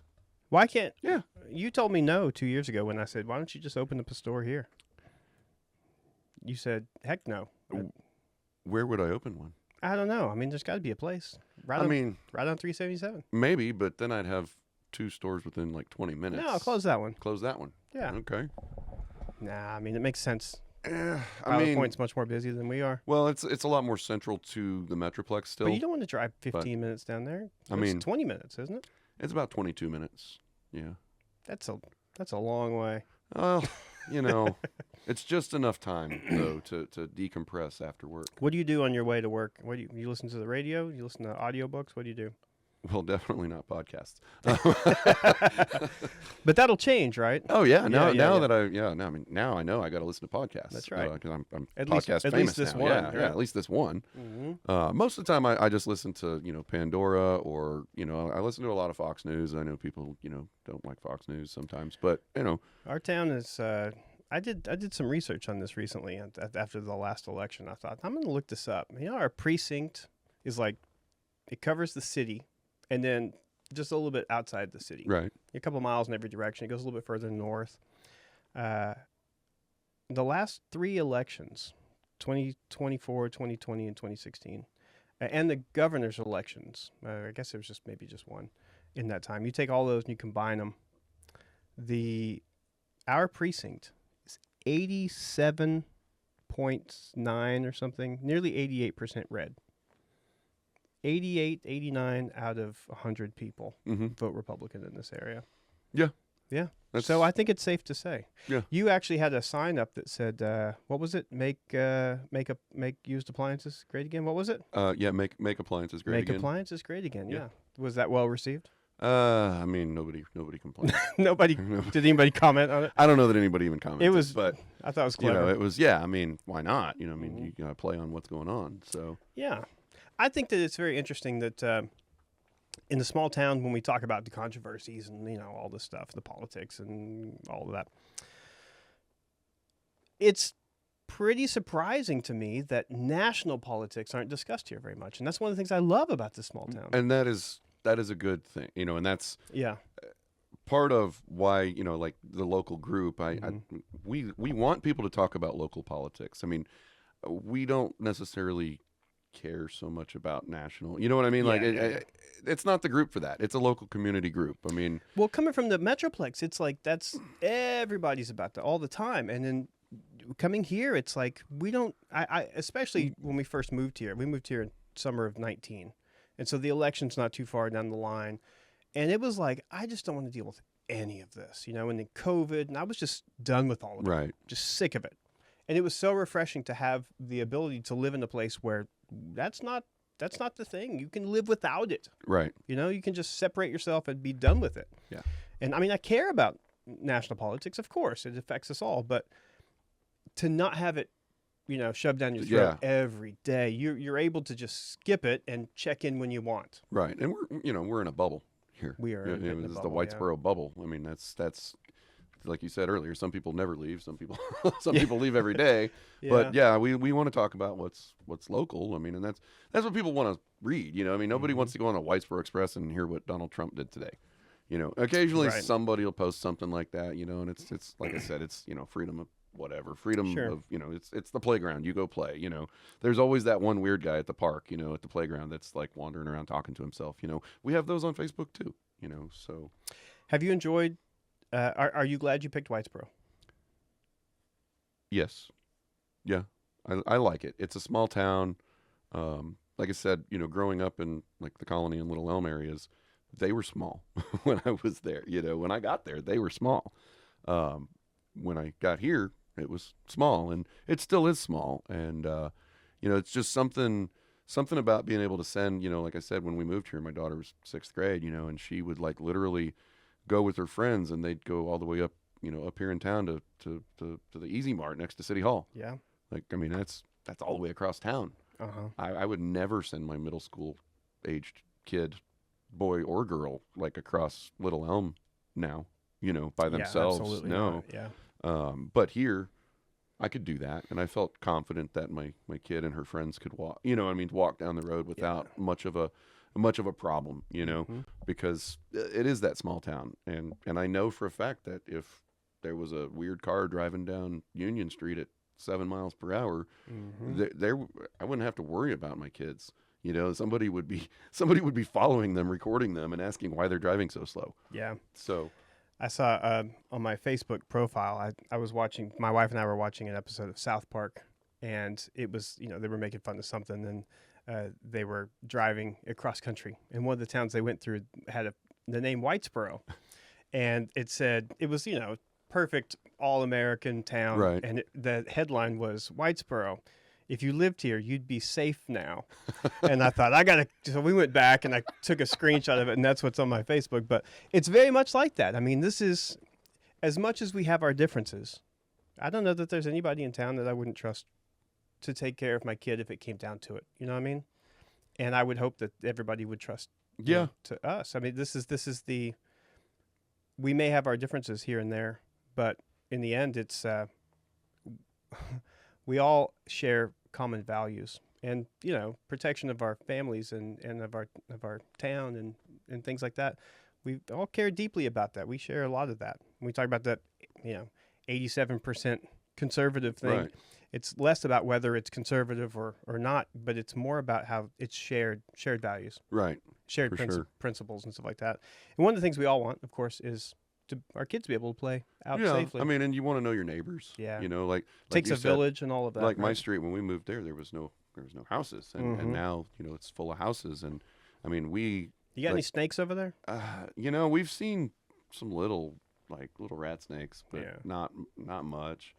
What I was going to say is as the neighbors moved in up and down the street, there's no HOA. Yeah. There's no welcoming block party. We've literally, every time we got a new neighbor on the street, my wife, she makes them a sopapilla cheesecake. Oh. And we take it down and we give them, our phone number, and, because me personally, I like to, if I'm driving down the road and my neighbor's garage door's open and it's like never open, and I see it open, I'm a little concerned for my neighbor, I'm not nosy. I don't care what's in your garage, but like if I drive down and it's always closed and then all of a sudden it's open and it's 10 o'clock at night, I might swing in there and knock on your door and be like, hey, did you know that your garage door's open? Because that's what neighbors are for, right? That's kind of what it's all about. But we've gotten so far away from that in today's society. So, like I said, we go, every time we get a new neighbor, we go and we meet them. We take them a dessert and shake their hand, just so I don't hang out with them on the weekends. I've never talked to them again. But, well, why not? Well, I mean, we do every now and then when I drive, Yeah. But we drive down the road and I wave at them, It's absolutely, yeah. So, to me, that's a sense of community that we all need to have a little bit more. But I think we all definitely want that. Yeah. That's good that you're doing that. You're going to get more neighbors over there, aren't you? There's still a couple lots that haven't been There's 2 that they're building right this second, and then there's 2 more, 3 more, 4 more, 4 or 5 more that are not built on yet. But there's going to be something coming in north of you soon. Yeah, like right behind Dinners. Yeah, that area between those 2. Yeah. What's it like living over by the apartments? Other than sometimes there's, a little bit of traffic that gets to going a little fast down the road. Yeah. It's not bad. I mean, they're not like, they're pretty nice apartments, I guess is what I'm getting at. It's not like a apartment complex in Oak Cliff. It's a really nice complex. You know what I mean? And there's very few units there. Right. There's only 12 or something. I think there's 12 in each building or something. There's 2 buildings or whatever. But like I said, it's not like I mean, they're nice apartments. Yeah. They're not. I mean, it's not poverty. It's not. It's not like we don't live in the hood. We live in Whitesboro. Right. I mean, so even the worst part of town is not bad. Yeah. I remember when we first moved here, somebody made an offhand comment about, "Oh, they're over there." I was like, "What? What do you mean over there? There's no Where? Yeah. Where's the bad spot? Yeah, there's I can go out. What's happening? I'll walk it there at night. Come Yeah. on. You have no idea, people. I think that's one of the things is that people who grew up here, everybody's going to get mad at me now. People who grew up here, who've lived their whole lives here, generational type thing, I feel like at some point they become a little cynical because they've never had to deal with what people from the city dealt with. right. And we are just as thankful. We're just, my wife and I talk about, we use the word escape. We escaped DFW and came up here. And this was heaven to us. Little patch of heaven, right? And so we see the comparisons between here and there. Right. But people who have never lived there, they've only visited there. Then it's, Whitesboro never does this, or it's always this, or, that's been happening for you. Yeah, but these problems are so minuscule compared to what it could be. Oh, yeah. And I think they know that in theory, but having lived it, there are moments where I'm like, really? Yeah. That traffic light is... Yeah. I remember very well when we first moved here, we'd been here probably a year or so, and I realized, when you pull up to a light and it's red and you wait and it turns green and then you go more, but then before you get to turn, it goes red again. Right. You go through that process a couple times, like Frisco, like Dallas, like whatever.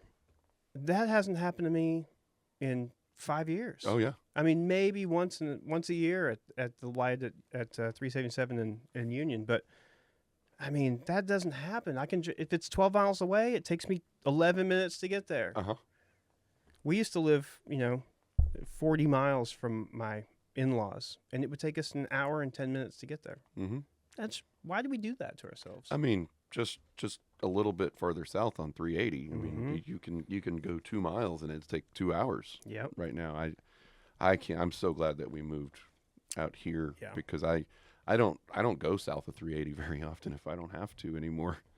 For people that move here, it's paradise. Oh yeah. And I don't know that lifelong residents quite get that. Well, I think they hear it, but I don't know if they really process it. Probably not. Like you said, they're here. They become complacent. It's just what they're used to. It's normal for them. Whereas for somebody that's on the outside looking in, it is like you said. It's like heaven. It's like, wow, this is really nice. But I totally get it. I'm not blaming them because for 40 years that was normal to me. Right. That traffic and that all of that, the crime, and all of that, not letting your kid walk down the street, that was normal. And basically when we had kids, we said, nah, I'm not raising our kid here. And that was it. We moved up here when our daughter was 3 and basically before school. Yeah. And I couldn't be happier with the ISD. Well, I mean, and realistically, they know who your kid is. Yeah. And the ISD, whereas even in where we came from, Little Elm, I mean, you would get lost in the sea of students that there are. And, that's kind of one of the things about here that we like is the fact that, not, the kid's not a superstar, but she's good. She does what she's supposed to do. What is she involved in? She does volleyball. Yeah. She's going to start cosmetology at Grayson next year. That's great. So her goal is to, when she graduates Whitesboro in 2 years, that she'll have her cosmetology degree. Actually, she'll have her degree before her college degree before she graduates high school. So what, really? Yeah, supposedly, I guess nobody in Whitesboro has done that yet with the cosmetology stuff. So she might be one of the first. I don't know. I hope so. I mean, that's gonna be cool for her, just to say that she did it. But yeah, I mean, for her to be able to have that opportunity, I don't know that she would have been able to have the opportunity to go to cosmetology school while in school. If in the bigger city, she may have, she may not have, but I feel much safer about her driving, up here than there, going from Little Elm to Frisco. I'd rather her go from Whitesboro to Sherman. Yes. Oh, yeah. And that's the thing is, one of the big complaints amongst people from the city is that there's very few options up here. Options for stores and restaurants and stuff like that. But I don't care. Right. I don't care. I mean, I would like there to be some place where we can go at 8:00 and have dinner in town. But I tell you this, there's something also to be said. We're talking about, two sides to every story. There's something to be said about having to go away to do these things because it's over there. You go to Gainesville for dinner and then come back home. Yep. Away from that. Every time we go to DFW, when we rarely do, we do our best not to go to DFW.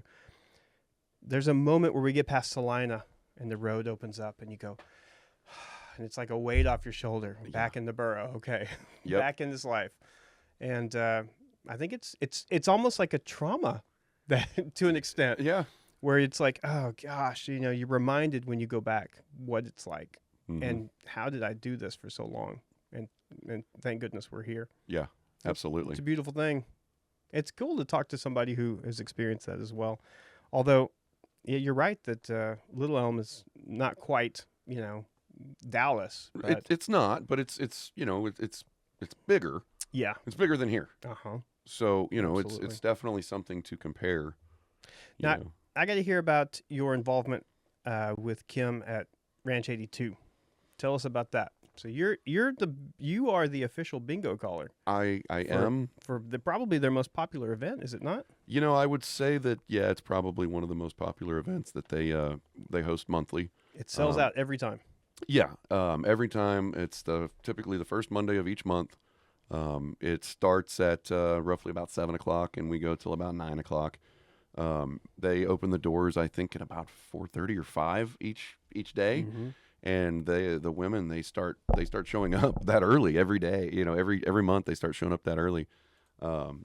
It's kind of cool. I volunteered to help them out doing that probably about 2.5 years ago, and been doing it ever since. And it's kind of fun to have the running joke of telling people that I get to perform for 200 women every month, and it's nice to hold the microphone and I mean, I've never been in a position where I could have 200 women listen to me at one time, and I mean, granted they are kind of held captive, right? But I do have the opportunity to essentially be in charge and get to be in charge of something that's physical and not on Facebook and it's kind of cool. I mean, I don't do anything fancy. I literally spin the cage and I call the numbers and and I verify them and we get them their prizes. Is it one of those big fancy cages?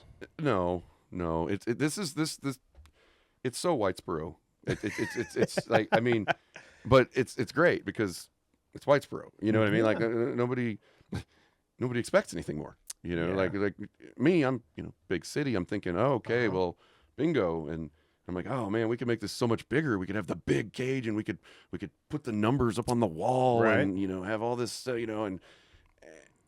But no, it's not like that. We have a little. I mean, the squirrel cage is about yay big, and I spin. Is that the official name of it? The squirrel cage? I don't know if that's. Is that what you just call it? That's what I call it. I don't know. I mean, you do a hamster cage. Do you make all the jokes? The before we move on.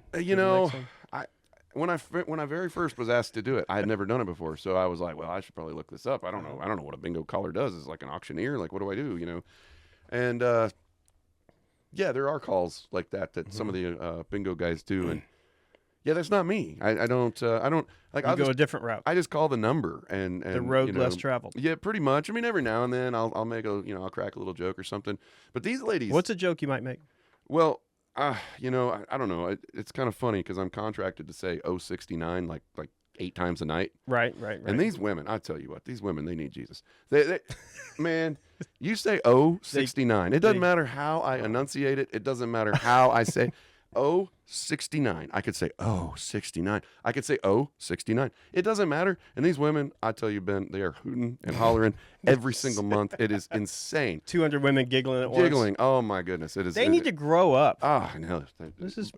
It is kind of funny. We get the bad rep, but it's them. Yeah. So, but yeah, it's a lot of fun, and the women seem to love it. Like you said, it's sold out every month, and it's normally 200-ish, 220. Do you get the same thing where you make an inappropriate joke at home, and then your wife one-ups you and makes it even worse, and you think, where did this come from? Sometimes, yeah, but I don't know. She's not as quick as I am. She's not as quick-witted as I am. She's gonna love this when it comes to these jokes. So whenever she gets a good one, oh man, she does. I don't hear the end of it. Like, I mean, when my wife has a good joke, I don't hear the end of it. I wish I could remember one of her good jokes, but I can't. But well, they not memorable, or I have so many other memories, you know. So how'd you start doing this? Did she ask you to do it? How do you know Kim? So it's kind of funny. So when we first moved here, Mm-hmm. like I said, we didn't know anybody or anything, and like you were just talking about, like there's no restaurants or Right. and me, I like to drink beer, I like to have a good time, I like to Mm-hmm. I like to eat, I like to I like to do all this stuff, and there wasn't anything here, and Yeah. so Ranch 82, it was a wedding venue, that's all they did was weddings and quinceañeras and stuff like that, and one day, I guess they didn't have a wedding, and they had what they called band night, and so they had like a live band, Yep. and they had a post that they had posted on one of the local sites, and it said, "Hey, we're having a band night. It's I don't know, $10 a person or something. All you can drink or something. I don't know what it was at the time, but it was like I was like, well, Yeah. let's go. So we went and we hung out, and there was like I don't know 20 people there for the band, and Mm-hmm. they were all a little older, and then they kind of fizzled out and they went home. And well, we ended up hanging out, because we were younger and we didn't have Sure. anything to do. And so we ended up meeting Mike and Kim and hanging out with them. And over, the next couple events that they held, we would go because, like I said, there's nothing really in this area. And so once we started going, I was like, well, maybe I could post about it and try and help you guys out. And There you go. and so like we just kind of became friends. And so one time she had somebody calling bingo and they couldn't make it or something, and she called me and she's like, hey, could you help us out? And I was like, well, And a star was born. yeah, here we are today, 2.5 years later, and 200 women plus every month. So The next one is March 3rd. yes, I believe so. Yes, March 3rd. How much? So what kind of prizes are there, and how much does it cost? Because So I'm not a lady, and so I have never been. so the cost is, I believe it Are is. you the only guy in the room? Uh, yeah, I mean, there's me and there's Mike. Mike's the bartender slash chef. Okay, I haven't met Mike. He's Kim's other half. Gotcha. And him and her work together, hand in hand. And he Gotcha. does a lot of the cooking and a lot of the bartending and stuff like that, and the maintenance. And he's like the jack of all trades, and she's the one that He's runs the Mike of all trades. right. And she's the one that runs the show, if you will. Mm-hmm. So yeah, it's just me and him. We're the only guys there. It's kind of crazy when they have the bathroom break because Oh. they just let the women use all the Yes, of course. bathrooms, which is fine. I mean, I can go outside or whatever. My wife is in she sings barbershop music. I know it sounds strange, like the old barbershop quartets, right. right? But it's like a worldwide organization, and she will go to these huge conventions with 15,000, 20,000 people, and they're all women. And so she performed at the Saddle Dome, where the Predators play in Nashville, all these huge Right. stadiums, right, with 20,000 seats. And they'll close off 85-90% of the men's restrooms. So we'll have to go up 2 stories and all the way around the concourse to get to a men's restroom. So I know exactly what you mean. Yeah. It's out of control. But it's all right. You just go in the back. Yeah, I Just can just leave go, the building and leave walk the building, 50 walk feet. out back. Yeah. It's not a big deal. But I mean, it's only 2 hours. So I mean, That's let not the long. women have their fun. Do you drink while you do it? Oh yeah, that's Good. that's how I get paid. Yeah. That's the way to do it. Yeah, absolutely. If you got to deal with, sorry ladies, but if you got to deal with 200 women Yeah. giggling at you every time you say something inappropriate. Yeah, I mean, a couple Come on. beers. Yeah, exactly.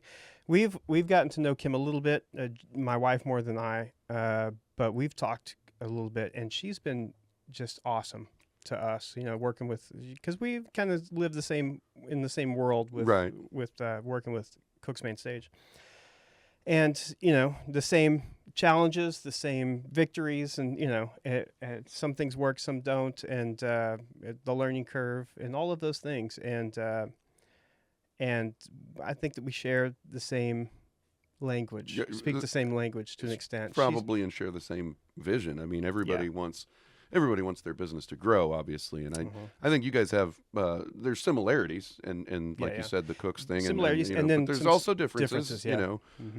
But yeah, Kim's a real sweet lady. I mean, and she's been great. She'll help you if she can help you, she'll help you, and that's just the kind of lady she is. So You haven't met Mike. I need to meet him.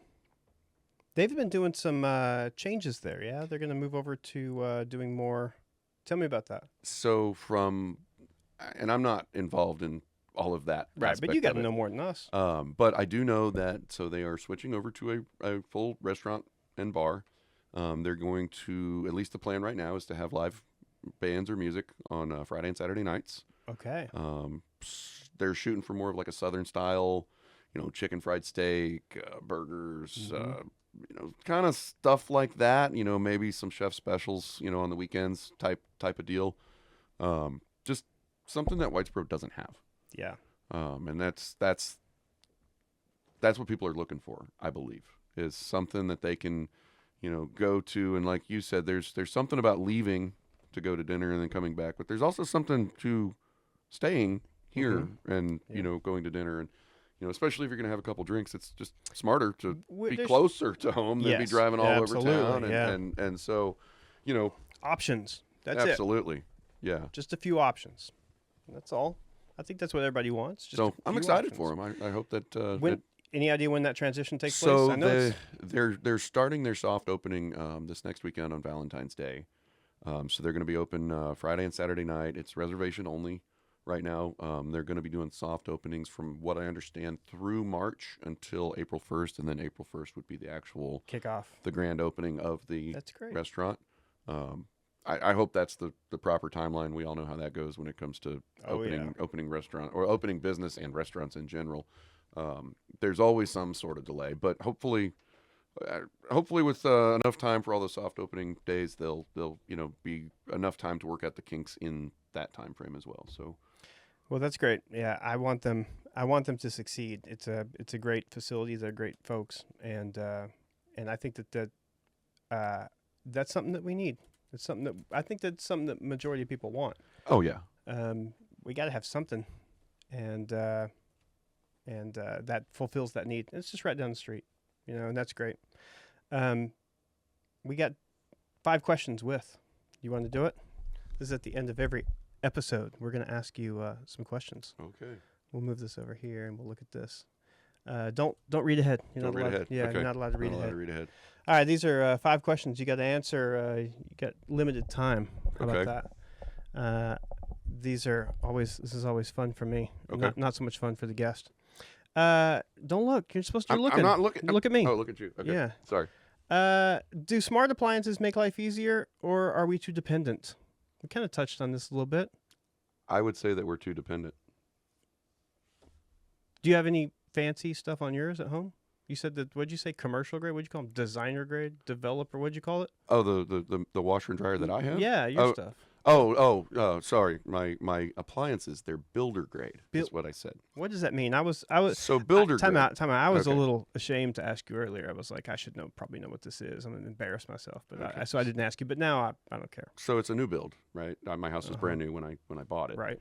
So what they call the appliances that are in there, they call them builder's grade because basically they're like entry level appliances that a home builder, like of say Track Homes, that the guy puts up 100 houses, he's going to buy just the most basic, bottom of the line appliances. That's builder's grade. Yeah. Over the years, obviously, if like this. So for example, our stove, our oven, if you will, it's just a basic bake broil. Like it doesn't have convection. It doesn't have air fry. I can't text it. I can't.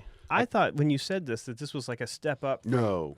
Oh, no! I thought this was super fancy. No, my kitchen appliances at home are not fancy. But like I said, they were brand new, so why would I, You don't change them. Why would I change them?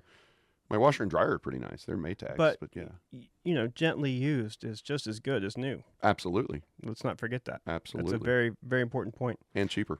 And much cheaper. Yeah. What appliances haven't changed that much over the years, and why haven't they changed? Is it if it's not broken, don't fix it type thing? Like washers seem to be other than the front loading. Yeah, they seem to be pretty much the same. Microwave ovens, the same. Same principle. What? Why can't we have fancy mics? If it ain't broke, don't fix it. I mean, I would have to agree with that. Oh. I mean, they have started making them different shapes. The microwaves now, if you notice, circles? They make them. Well, no, they're not circles, Triangles? but they're like rectangles. Aren't they always rectangle? Yeah, but now they're more. What's the word I'm looking for? Oblong. Oblong, yes. Oval. No, yeah, more oblong than oval, probably. But yeah. Hex. What was that one? Hexagon? Hexagon. Is it a hexagon? What's the one that does this? Wait, this. It's not this. It's got to be a this. trapezoid. Trapezoid. That's it. Parallelogram. One of those. One of I was those. never good at I wasn't geometry. Or geology. Isn't that rocks? Maybe. What have you learned about society and our townspeople in your time as an admin for Whitesboro Express? What's the one takeaway of, do we all have a problem? Yeah. Yeah. The takeaway, I guess, would be, golly, I would say the people of Whitesboro in general are very concerned. I would say concerned is a good word. Everybody seems to be concerned about things that they should be concerned about, things that they shouldn't be concerned about, and things that really have no concern for them at all. But that's what I would say. And since you asked, that would be the one thing that I would pull from, yes, being admin is I would say that the people of Whitesboro are very concerned. Does it worry you when you find somebody who's not concerned at all? I would say yes, it probably worries me a little bit. Are you concerned? Oh, I'm very concerned. Well, then you fit right in, right? Absolutely. Which home appliance is the biggest scam, and why? What's something we don't need or isn't worth it? What do you think about air fryers? I got an air fryer. You know, but my microwave air fries now, and I won't use it for that because ovens air fry now, and that's too confusing. I mean, but you just do one thing and do it well. Have you ever had a convection oven? No, we had one when I was a kid. So before we had air fry ovens, it's the same thing, right? We used to have like my builder's grade, the bake and broil, right? It's like the Instant Pot is just a pressure cooker, right? Bingo. Okay. And so, now we've got the air fry and stuff, these options, before we had air fry on an oven, like mine has bake and broil, right? Well, then they added the next option was convection. That was the thing a few years ago before that was the newest thing that had come out. Well, all convection is it's a fan in the back of the oven, and it just pushes the blows hot air the around. air around. Well, how does that make it cook faster? It makes it cook more evenly. Is the idea? Is it's supposed to blow the hot air around the oven? All right, what time? Let me interrupt you. I got a problem with that. Okay. Okay, here's why. It's an oven, right? It's a box made of metal. Where's it going to go? Well, how is it not heating evenly? You put a pizza in the middle of a square of a cube, and heat the cube to 400 degrees. How is it not? Why would a fan make it more even? Well, because if I have a fan in my room and it's hot, I want it blowing on me because I want my part of the room to be cooler. That doesn't mean that part's cooler. How does it make it more evenly spread? It seems like it'd be less evenly spread. Well, but in an oven, so typically your burner is going to be either on the top or the bottom, depending upon which way you're cooking. So if you put something, say, in a cake pan, you put a cake in a cake pan, and you put it in the oven, and your burner's on the bottom. Okay, so a lot of times, now your theory is correct that you're still in a box and the heat's in the box, but a lot of times there's more direct heat on the bottom than, say, on the top. And if your element is bad, or say stronger on this side than this side of the cake may rise and cook faster and burn while this side is still raw. You then incorporate the blowing of air around. Now it's circulating that air. What I was getting at is the air fryer is the same damn thing. It's you know what I mean? It's just they're blowing the air around. It's a fan blowing over a heating element, blowing the hot air around, and that's all you're doing. Wouldn't it be smarter to simply make an oven that doesn't have an element inside the box, but to simply heat up the walls of the box, making it even all the way around? I mean, would that be smarter? I don't know. Depends on how you heat all four sides of the box. Yeah. Might be cheaper just to heat one side and blow it around. Yeah, cheaper. I didn't think of that. I was just thinking the best product. Yeah, I mean, theoretically speaking, but you might pay a lot more to make that. Have you considered making one of these? No. You should. Mm-hmm. Expensive things sometimes sell. Sometimes. More than, reasonably priced things. It's not all about having the right price. Sometimes you got to way overcharge and Sometimes. Make a killing on a few items here and there. I mean, if I create my own warming box oven with, What would you call it? man, Warming box?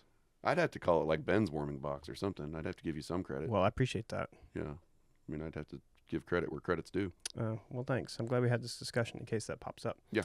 Would you rather be able to remember every single detail of your life or be able to forget the most embarrassing moments instantly? I think I would rather be able to remember every detail. You think? Yeah. So years ago, I watched an Oprah, back when Oprah did actual shows. Mm-hmm. And there was I think it was an Oprah, maybe it was Phil Donahue or something. I'm old. And there was a chick on there. She was like 18, 19, 20. And she had some kind of special memory thing that worked, one out of every million people or something have it. And she was able to recall every single detail of everything that had ever happened to her. She could repeat conversations verbatim that she had had 28 years ago with her high school physics teacher. So, like Right. every single thing. And she remembered every bad thing. She remembered every compliment. She remembered every awkward discussion she had with somebody. She remembered every aspect of her life. And it was awful. Like, she was not happy with this. And I think about her a lot. And I got to say, I don't think I would want that. I like being able to. Now, there's certain things I'd like to remember, but I've taken a trick where I think when there's moments in your life when you say, today's special, like this is you go and you're camping out in the Rockies and you look up at the stars or something, and you say to yourself, I hope I remember this. This is a great moment. I might not do this again. I take those moments and I say, remember this, remember that. I tell myself, to remember that. So I can kind of hope to hold on to that a little bit. But I couldn't deal with all of that. Although, if you got in an argument with somebody, Oh, yeah. ooh, that would be very valuable. Don't you think?